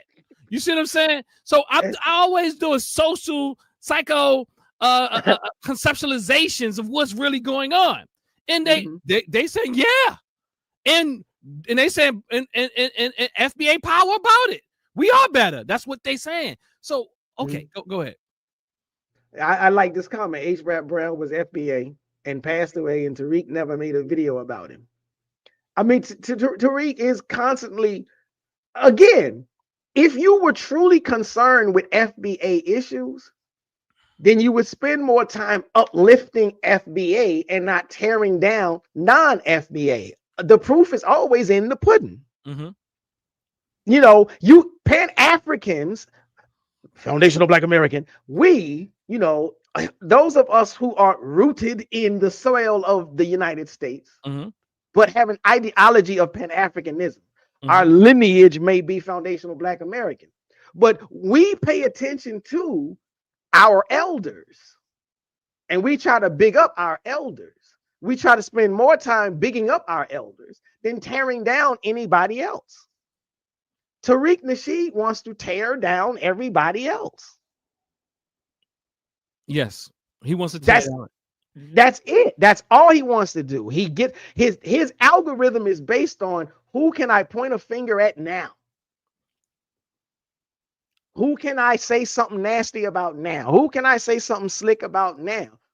When you think about, I mean, I hate to go to like Paulo Freire, in his book Pedagogy of the Press. There's a term that comes to mind when I think about Tariq, and it's called a sub-oppressor. Not necessarily the ultimate oppressor, but Tariq Nasheed is a sub-oppressor. And he used the same tactics that the dominant culture uses, if you want to call it that, to keep people in their place. And he does, and even the game of what his philanthropy, his philanthropic endeavors is to have you respect him. It's always a chess move. Understand that he's a wickedly I like to say, I don't want to say wise. What's the word I said earlier? But he's intentional about the things he does. It just like people, all like other capitalists. You give, and then so that you can say, "Look at what I did." Look what I did. Somehow, for people who are less able to see through the charades or the mirage or what have you, that you did that so that you can hit me in my heartstring, and that right there then protects you against the negative thing you've done. Because not only did you support somebody, you supported Dr. Baba Smalls. Not only did you support somebody, you supported Dr. Francis Cress Welsing. Not only did you support somebody, you supported our heroes and sheroes, those who you at any chance if they step out of line in your ideas, you can now dethrone them because somehow you become the big puppet, the sub puppet master. And again, you have to understand the ideology of a pimpologist. They make chess moves to hit you in your heartstrings to have you feel something more about them, and they have exploited people for in every way they can. They fundraise for Hidden Colors. Hidden Colors was trash, first of all. I'll be honest with you. I'm not saying the people on it was trash. I am saying the way that it was organized, some of the fallacies that has been presented, and all that type of thing, and the way that he positions himself as the one of the primary scholars from the beginning has been I saw it from the beginning. Many of us can't see things like that. He was no scholar. He's no scholar. But what he has done is he utilized these scholars around him, and then he parroted their talking points, even outdated talking points, because on the very film where he had Baba Ranoko Rashidi on there speaking about, Tariq Nasheed was talking about there was no more Tasmanians left. And because that was research that Baba Ranoko Rashidi had brought to us, he had later recanted Right. with further investigation and experience and all that. But Tariq Nasheed in the documentary, after he recanted it years later, I'm talking about it was years before that he recanted that statement that Tariq Nasheed had parroted like it was some information that was up to date, and he had the man on the video with him. If he would have consulted, or if, I don't know how he puts these things together. Does he run it past the people who speak and say, look, what do you think? You know, I'm pretty sure Baba Ronoka Rashid would say, okay, that part of we've already dealt with that. Right. That's no longer true. But when he don't do that. He you know, he breaking them off some bread to be a part of the project, and then he running doing his own thing. That's just the name of the game. Like, that's all there is to it. Like, now, me personally, I liked the DVDs when they first came out, but I never looked at him like he was a scholar. Like, I looked at him like he was the host. See, you know me, I'm hard, and I like to say I know that wasn't scholarship. Umar Johnson ain't scholarship. I'm sorry, he's just not. No, you know, and I never thought of either of them as scholars. Now, you know, some of the other people on there I thought were scholars, but I was just like, I remember even like having conversations with folk, and I was just like, I'm gonna slow down. I ain't gonna try to like punch in on this, because like even like I think like even one of my nieces hit me up one day and was like, have you ever heard of this thing, Hidden Colors? Have you ever seen this? This thing is so informative. I'm learning so much. And I was like, I ain't gonna rain on your parade. Go ahead, open your mind. You know, just, you know, go. I'd like, you know, I'll talk to you later and correct some shit later down the road. But I never looked at him as a scholar. Well, I mean, I looked at him as a host. Let's keep going though. Like at the very beginning, then you got Reverend Phil Valentine. I mean, he's not a scholar. Yeah, I never. I ain't never. I mean, the more I go, the more I can show you how it wasn't really scholastic. For me, it's all the only scholars that really, you know, my go-to scholars was Dr. Ben, Dr. Clark, and check onto Diop. And those after that, we don't respect our true scholars, the ones you just mentioned. Even Baba Anthony Browder, he was on there, but like they underplayed the real scholars while they put all this extra mess around it. And the real scholars are the ones who they built, you know, they put them on there to say, look, you get the credibility. To get the credibility. And that is what Baba Smalls has been used for. How Baba Smalls has been used, and that's how Kaba's being used. And I'm not sure if Kaba's willing to wake up yet. I don't really want to say nothing about Kaba. I mean, I think I think I had like found out some stuff about him, and I was just like, he won't in my top 3 anyhow. So I don't know. You trying to do what you said. You trying to give some respect to the elders. And I know Dr. Umar ain't got no credits with you, but I always had like a certain modicum of respect for Dr. Umar for his you know, hard press insistence on Black men and Black women getting together and sticking together or staying together and that and whatnot. And so I kind of that was another one of my litmus tests. You know, if I'm gonna respect you like that, then his wife's Black, man. She been here. She been here. I mean, been here. What you mean? Okay, maybe I got the wrong brother, but. And I don't know. It ain't like I can call them up and be like, is this you?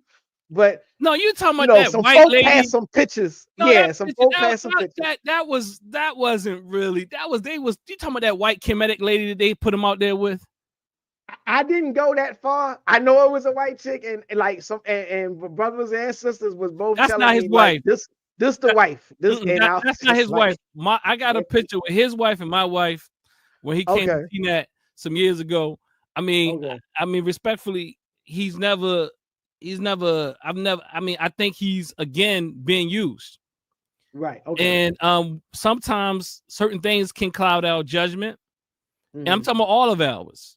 Right. So, and sometimes again, trying like Baba Kaba and Baba Smalls have always been the ones who want to unify with certain with all of us. And With everybody. sometimes I think that sometimes we don't really see that we don't see the ill. Like me, I Mhm. study personalities.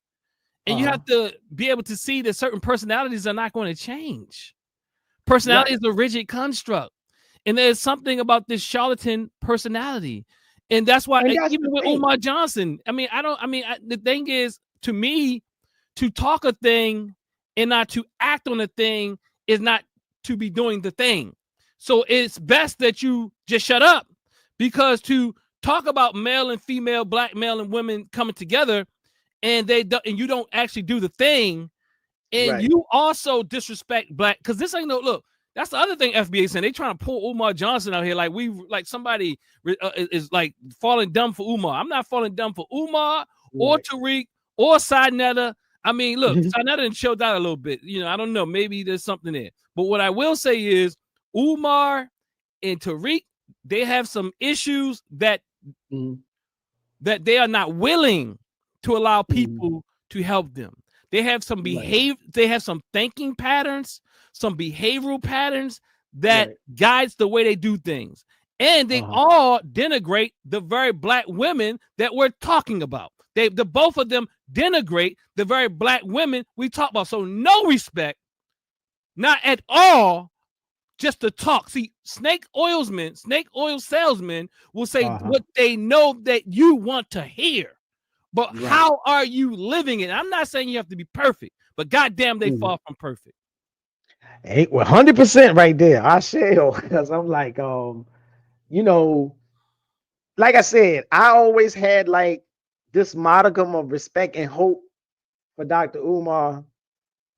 Right out the gate, I was like, yes, please build a school. But after the first round of the attempts at the school, I was just like, I wish you never would have opened your mouth about a school, because like you ain't even cut from the cloth where you can say, my bad, we just not gonna do it, and we gonna move on to something else. You ain't Why even would cut you from even that cloth. imagine? Let's see, we too nice. See, again, we're too nice. We don't see the sickness in him. No, I think no. I'll be first to admit I didn't see him as a sickness, at the beginning, but over the years, like it's easy to forget how long he been doing it. So after some time, I did finally, recognize and realize it ain't gonna happen. This ain't gonna work, and he ain't got it in him. Like he don't even have it in him to pivot. Let me. He's going to continue. He will. And people say, He can't pivot. I hope he gets to school. I'm not saying the school won't open. It's just going to be more of a problem. Yeah, Because that's the thing. you get more power and influence. It's more trickery. If he wanted to really be a fraud, a real fraud, open the school. And now he has more power than he could ever think about. Because and more responsibility. the It's going to responsibility, be, it's going to be more just to have it responsibility. open for one semester It, is going to be it, like, it's going to, he might get locked up. I don't think he can handle himself. But it's probably in his best interest that he doesn't open the school. But I want to talk about a serious thinker right here, right? I think this is Baba Imhotep 5 to you, right? And I want us to really think about, like, one of the things that, he just came to my school the other day, and I'm telling you, Baba Imhotep, the war is real. mm-hmm. And the war is real because one of the things that Baba Imhotep always speaks about is this thing, and even that our elders have spoken about, and he echoes it, right? That we really have to look at this thing in a different way. Because even the very ideas we think we have that are helping us are hurting us. The philosophies, the ideas, the ideologies, if you're not, and I'm going to say most of us are not, we don't understand the significance of the of building off of white frames. Right. You know, Right. That's a hard one. Yeah, and I'm telling you, FBA is a white supremacy frame. I put a post out Yeah. yesterday. I want to talk about it. I want to bring people on, like I thought Dr. Maya earlier. I'm going to look, it's time for us to get, we need to unite forces. People, those of us who truly have hearts for our people, who identify as Pan-Africanists, African-centered, Black, whatever you identify and you love Black people, we can look past the label. Right. I'm talking about really love Black people across this world. And you want to see us do different. We want to really show up with a force, with a level of, you know, I'm saying like respect.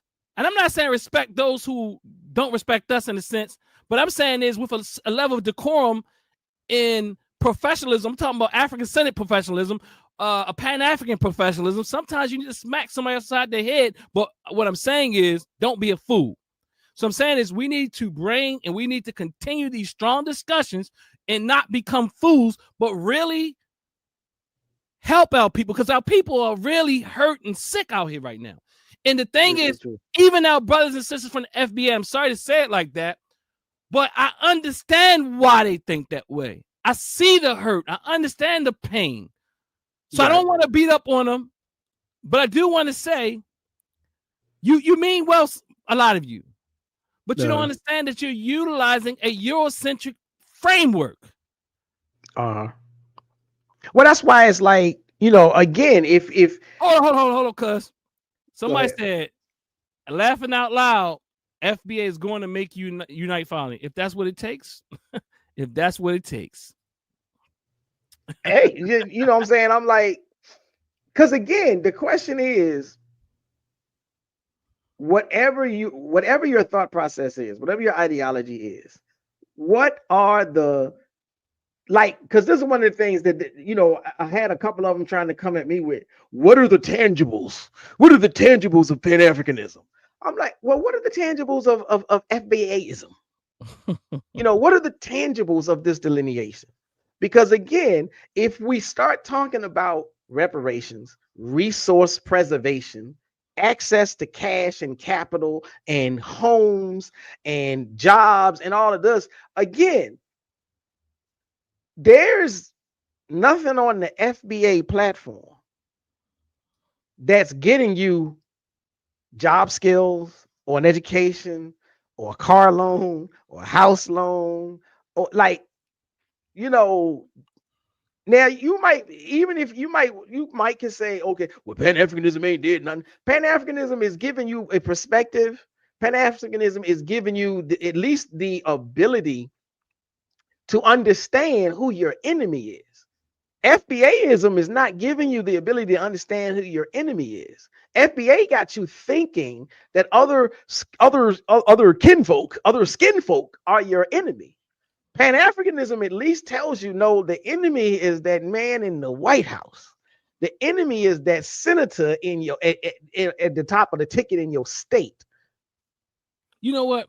This will reinvigorate. I'm just thinking about that comment. It is essential for some things like this to happen, because I think to some degree, people who consider themselves Pan-Africanists, we kind of got rocked to sleep in thinking that somehow I'm talking about those, not those who was steadfast in study, but many people who took to that idea or ideology, that framework, that way of intervening, engaging, and bringing about African sovereignty. Somehow, see, liberalism is very tricky. You will begin to think you won something in this country due to the liberal agenda or the liberal, let's say, democratic, feminists, all these different intersectional thoughts that seem like that we have arrived, but really these were not. And And at the same time, all these, but African-centered thought was always, it was pigeonholed even more. We thought that they were allies, but they were lies. You follow what I'm saying? They were lies, and they push you down and truncate you. And in fact, what a lot of people in FBA believe is that somehow this country, in the way that it's constructed, is going to give you something to liberate you, or you're going to simulate it and simulate in it enough that somehow you're going to reach the promise. I don't know what they think they're going to believe. But you're never going to, your enemy is never going to give it to you. And I don't think they see, I think they see us as the enemy, not necessarily they do dominant quote unquote culture in the society. And they do. And go ahead. It's the underscore of why I personally have so much of a problem with them, because they really do think that Pan-Africanism is the reason we have not advanced. Absolutely. You know, they really do think so. And again, so they think the ideology of Pan-Africanism is why we didn't get the reparations check.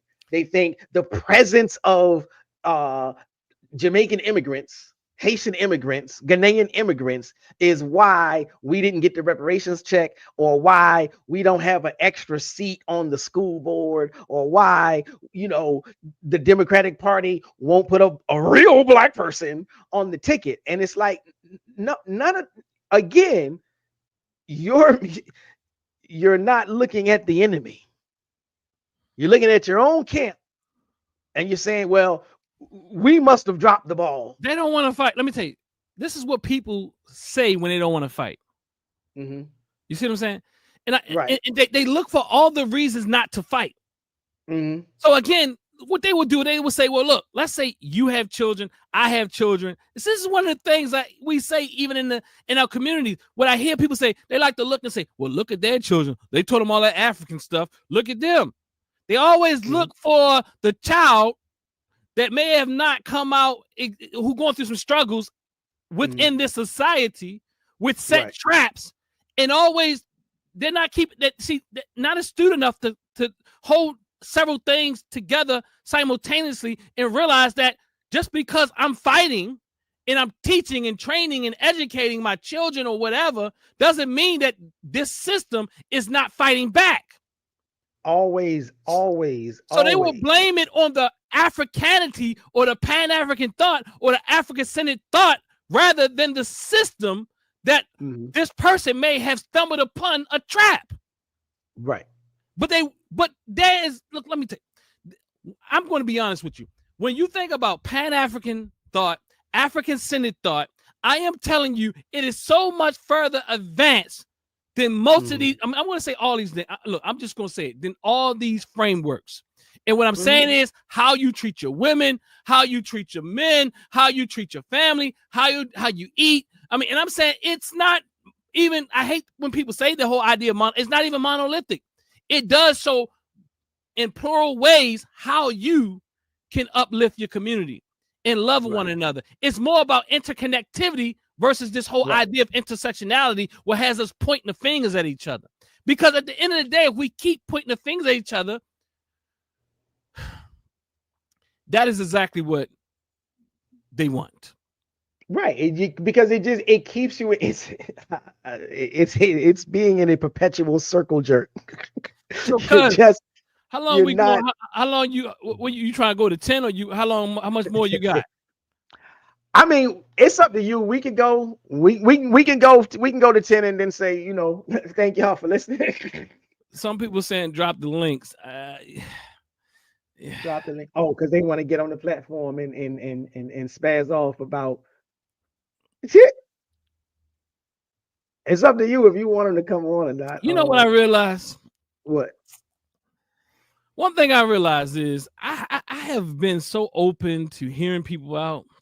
But now I realize I don't have time to waste. I feel you there. I'm like, look, I have tried to. I went on a brother's show trying to have a conversation, and only to realize you know, I tried to take him at his word. He was like, you know, I'm not one of those gotcha type dudes or whatnot. And like 10 minutes into the conversation, he was knee deep in gotchaism and was cutting off my microphone and everything. I'm like, so yeah, that's why I'm not playing games. Drop the link. Somebody says, right. Let me show you. Let me show you how the ideology has FBAers moving. mm-hmm. Then it says, I don't know what that means, but it says, what does it say? Drop the link. We get already. We get already. Okay. We get it already. I guess. Then it says these niggas scared. You see, this is because they just the mind frame, and you want me to talk to you. You know what I'm saying? Like, I didn't call you out your name yet, B. So what I'm saying is, Aaron, you've been on here doing your thing. I didn't call you no names yet. We ain't call you no names. I mean, we are holding accountable your cult leader. Well, let me back up. We are holding accountable your thought leader. Your thought leader, your influencer. Your influencer. We are, because he needs to clean up. And if and all the things he said in his mouth, look, you repeat them. These niggas scared. Look, now, you know, you called me a nigga, and somehow you think I want to bring you dialogue. Yeah, like what's the deal? Yeah. Go ahead, brother. No, I'm just saying, just like, because again, if there was something of substance that they had, then they could at least put it in the chat. Like, if you say something that is truly of substance, you put it in the chat, and then we could be like, oh, well, maybe we need to hear more of that. But if all you're going to do, even in the chat, is to simply repeat the defensive remarks that Tariq has already said, well, if we didn't believe it when Tariq said it, why are we going to believe it? Because you rechatted it, you retyped it. What's wrong with delineation? That's one of his whole, that's it. Like, he got a whole spiel on that. And if we say, well, we can tell you what's wrong with delineation. First off, it's half-baked. Second off, you are deliberately cutting your delineation off in America. So listen here. He says they want to talk amongst each other, laughing out loud. Then he says, don't be scared. Then he says, we'll keep it clean 100. And then he says, look, and then I'm supposed to let you on. But you're going to keep it clean. Because at this point, you're not acting like an adult. Exactly. And I'm supposed to bring a child on here. You see what I'm saying? So if you were acting like an adult, I could talk to you. But maybe look, hit me up. You know, let me see. Look up my college email address, because I want to give you my personal one. Look up, send it to I don't even want to give you my college, because then y'all I wouldn't give him the college one. No, y'all wouldn't even want to do that. So nonetheless, I'm like, look, hit me on my messenger on YouTube, on Facebook, or on what's that thing called, Instagram, or hit give me your email, do something, and leave something in the comments so we can talk. But nonetheless, RIP Africanism, good riddance. But what I wanted to say is, some people say, well, you know, these other people never been Pan-Africans, you know, and I'm saying, so, you know, the argument I never hear people say, they literally say they never been Pan-Africanists. Even they have a whole religion that's Pan-Africanist from out of this, that hails from where? Jamaica. Rastafarianism. Oh, right. Pan-Africanist religion. You know what I'm trying? You know what I'm saying? Like, where do they get these things from, bro? They getting it all from Tariq Nasheed. Again, if you had something of substance, then you would say more than the titles of his lives. You would say more than the opening talking point of his conversation. When they say Pan-Africanism is one-sided, yeah, that's what Tariq said. Explain how it's like, if you really got something to say, then put it in the chat. Explain how Pan-Africanism is one-sided. If you really got something to say, explain the talking point. And you know what I realized? They are skilled in FBA apologetics, they will never respond to the very facts that you give them. They would never. They would never dispute them. They just go to another thing. Right. That's what they just goalpost. They goalpost. They would let me come in Top Flight TV.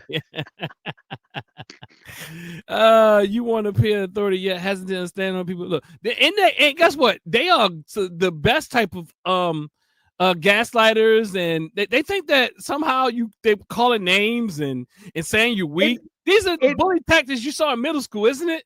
Like, you scared. You scared. Say you're scared. Yeah, it's like, again, it's like that only works on the playground. That only works with the child. At this point, it doesn't work with grown men. It doesn't work with adults and sober-minded individuals. Again, if you really had something to offer, to say of substance, then you would have put it in the chat. So yeah, if there was something I agree. I think I think that's a little bit over the head, but nonetheless, before we, hey, cuz, well, you got anything in closing? Because at this point, I think we've done our work, our job here. We appreciate all the FBA people stopping by. We love y'all, believe it or not. I mean, I don't have an issue with FBAs delineating and saying, I'm proud to be this melanated individual who lives in the United States and whose family survived the transatlantic slave Holocaust, the Ma'afa. I don't have a problem with people who say that. If that's all you said, then we good. We can go break bread and get on about the business of advancing the community. But that ain't where y'all stop. Absolutely. And that's the problem. Absolutely. Y'all never stop there. But that's, I ain't gonna say too much more. Bob Imhotep said, they are not on your level. Do not entertain them. Their language reveals the quality of their mind. Ashe. 100. And I used to be, all right, let's try to dialogue. But somebody had the name intuition up there earlier. Yeah, my intuition. I'm intuitively listening to my intuition. That makes sense. And I'm not, going to allow you to make this a clown show, because we had a beautiful talk, me and Big Cuz, you know what I mean? And there's so much beautiful things going on in our Pan-Africanist spaces.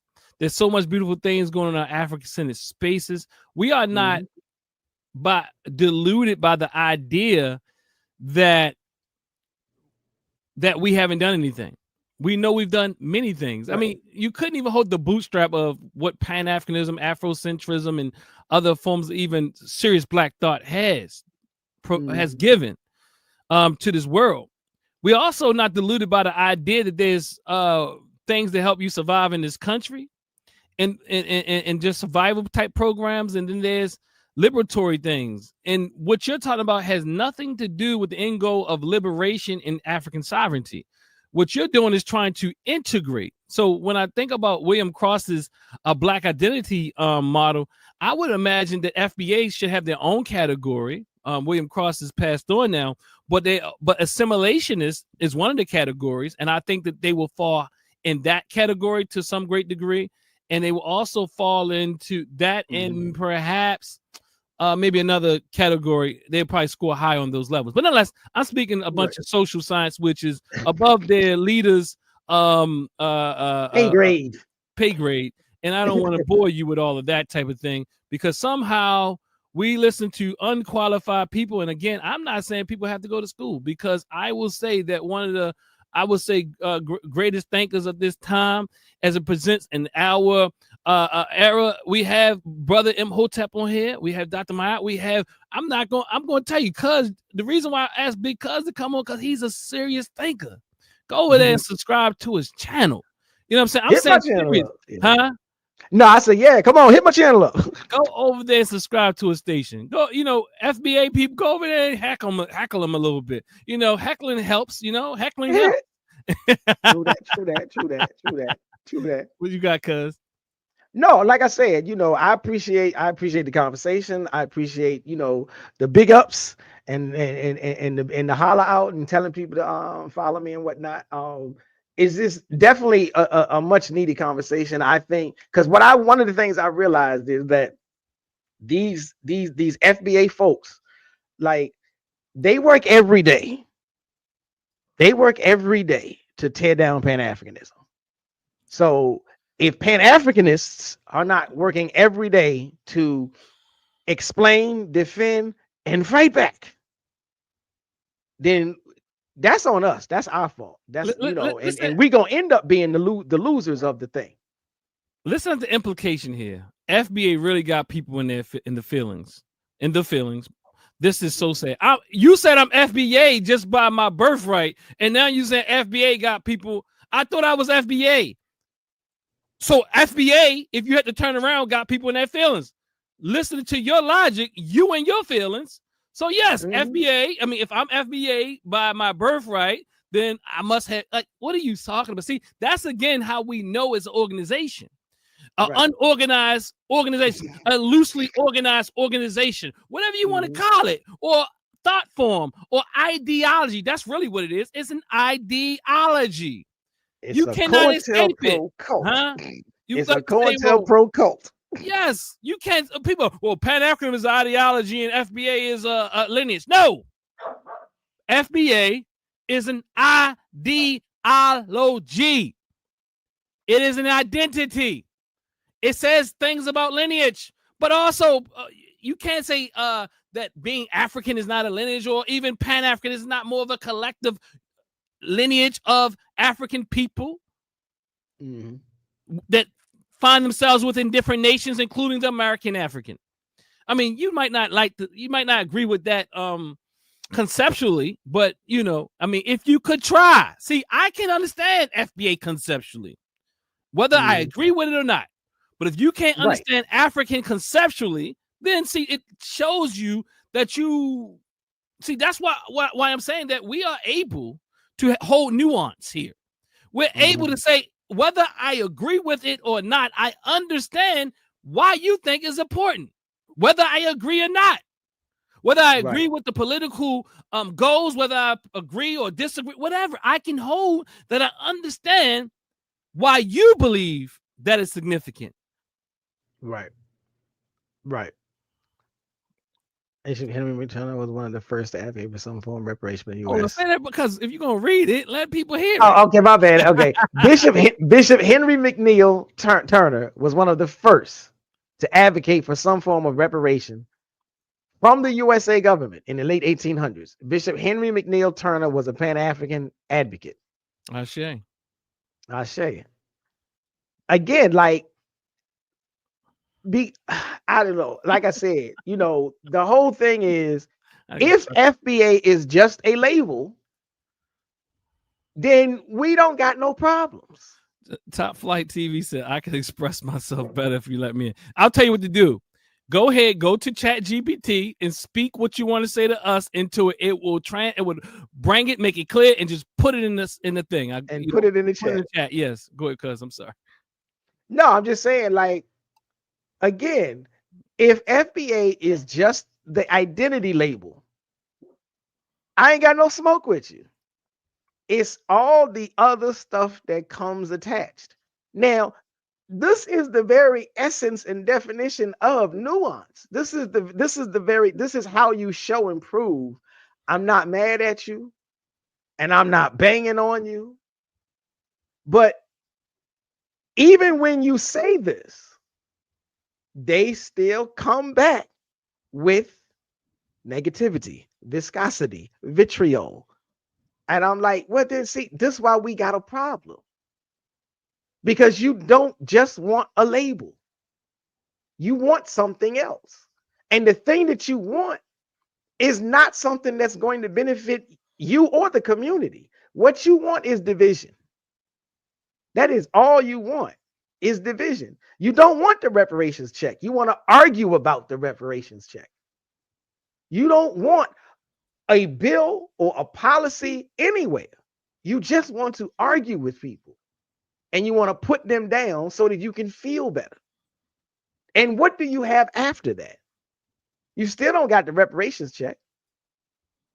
The like I said, the congresswoman that said she was going to back the bill after the elder died. She said, because he's no longer here no more, I'm gonna back the bill and introduce it into the House.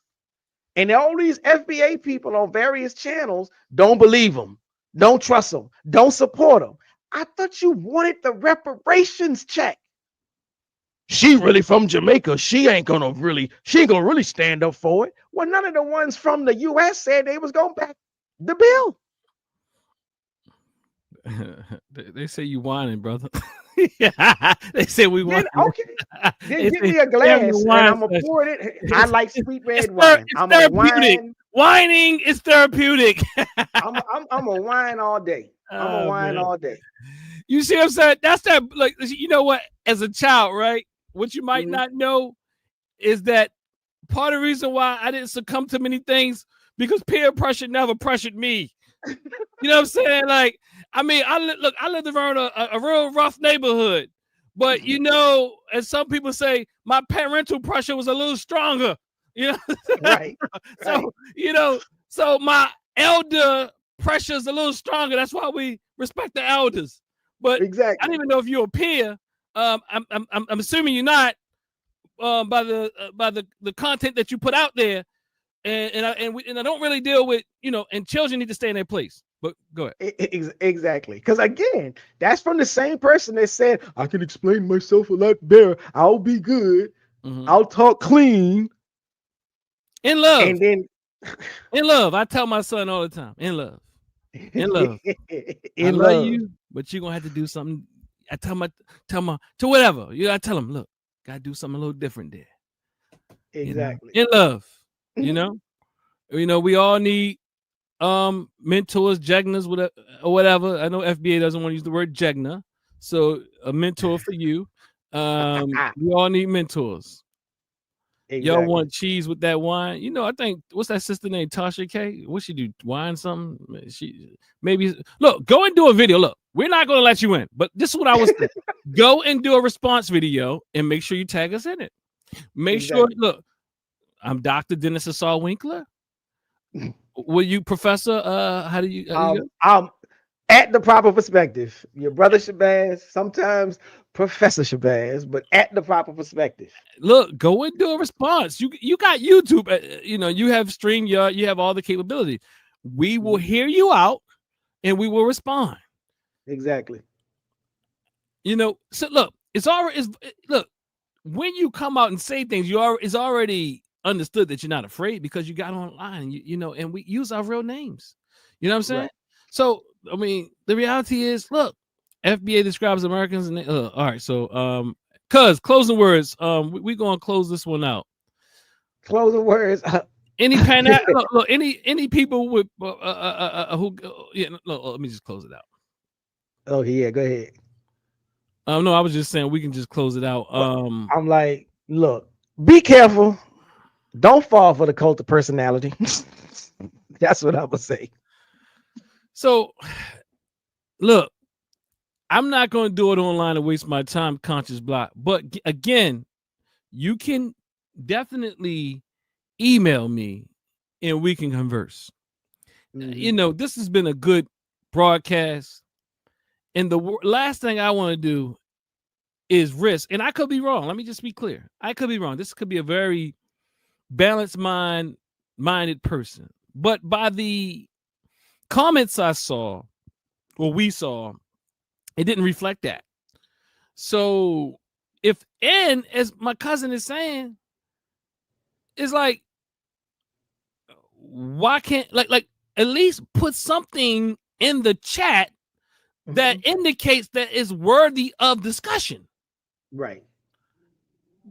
All it's been has a heckling section that I enjoy because the heckling, they said that we're bothered, but all the heckling and the talking points and the FBA apologetics and all that is showing that it's hitting a nerve. And they say that it's hitting a nerve within us, but really I appreciate it.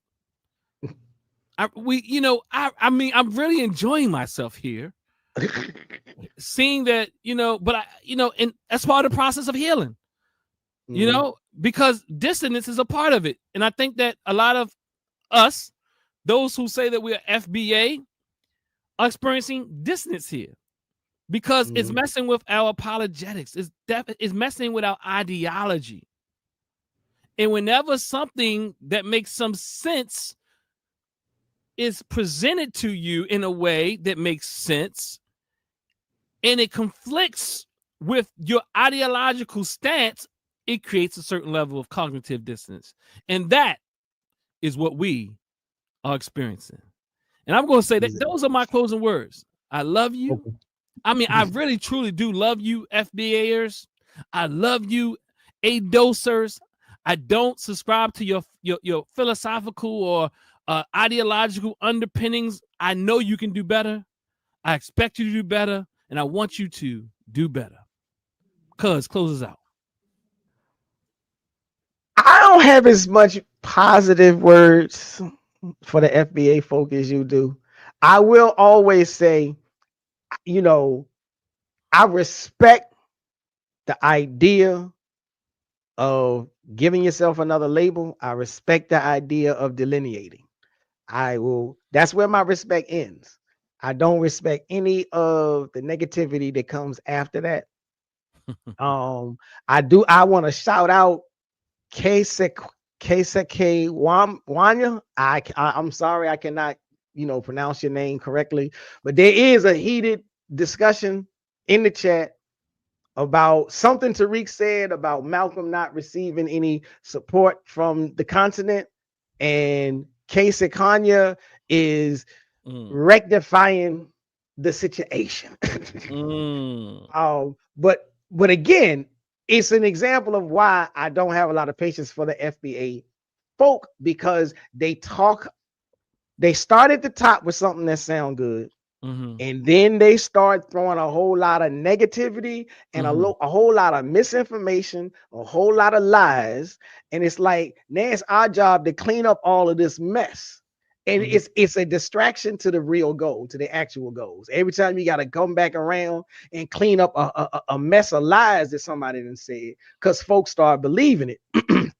That's what irritates me the most about the FBA movement. If all you wanted to do was delineate and be proud of being a descendant of the plantation system and Jim Crow, then I'm right there with you. But after that, I ain't got nothing for you. But this is Shabazz, your brother Shabazz, sometimes Professor Shabazz. YouTube.com/@theproperperspective. Hit me up, hit the like button, hit the share button, and we will do this again. Bob, so I appreciate that, brother, Professor Shabazz, and and just to keep it clean and clear, I'm talking about the human being behind it, because I understand they are misguided, misled, and the illness that white supremacy puts upon us. I love Black African people, and I want to help in that process of healing them. But I do also understand that not everybody's going to be saved. And with that, follow your brother, Dr. Dennis Asar Winkler, on all platforms at Dr. That's Dr. Dennis Asar Winkler, TikTok, Instagram, YouTube, Facebook. Just look up Dennis Asar Winkler. Until next time, family. You got something, Bob? No, I'm good. All right. We're going to sign out, family. We appreciate y'all joining us. I appreciate the FBAs for at least bringing in and showing us, improving our points, that the ideology is thick and strong and nonsense. But we appreciate it. I'm not talking about the delineation. I'm talking about all the stuff after that. Peace and power. Peace.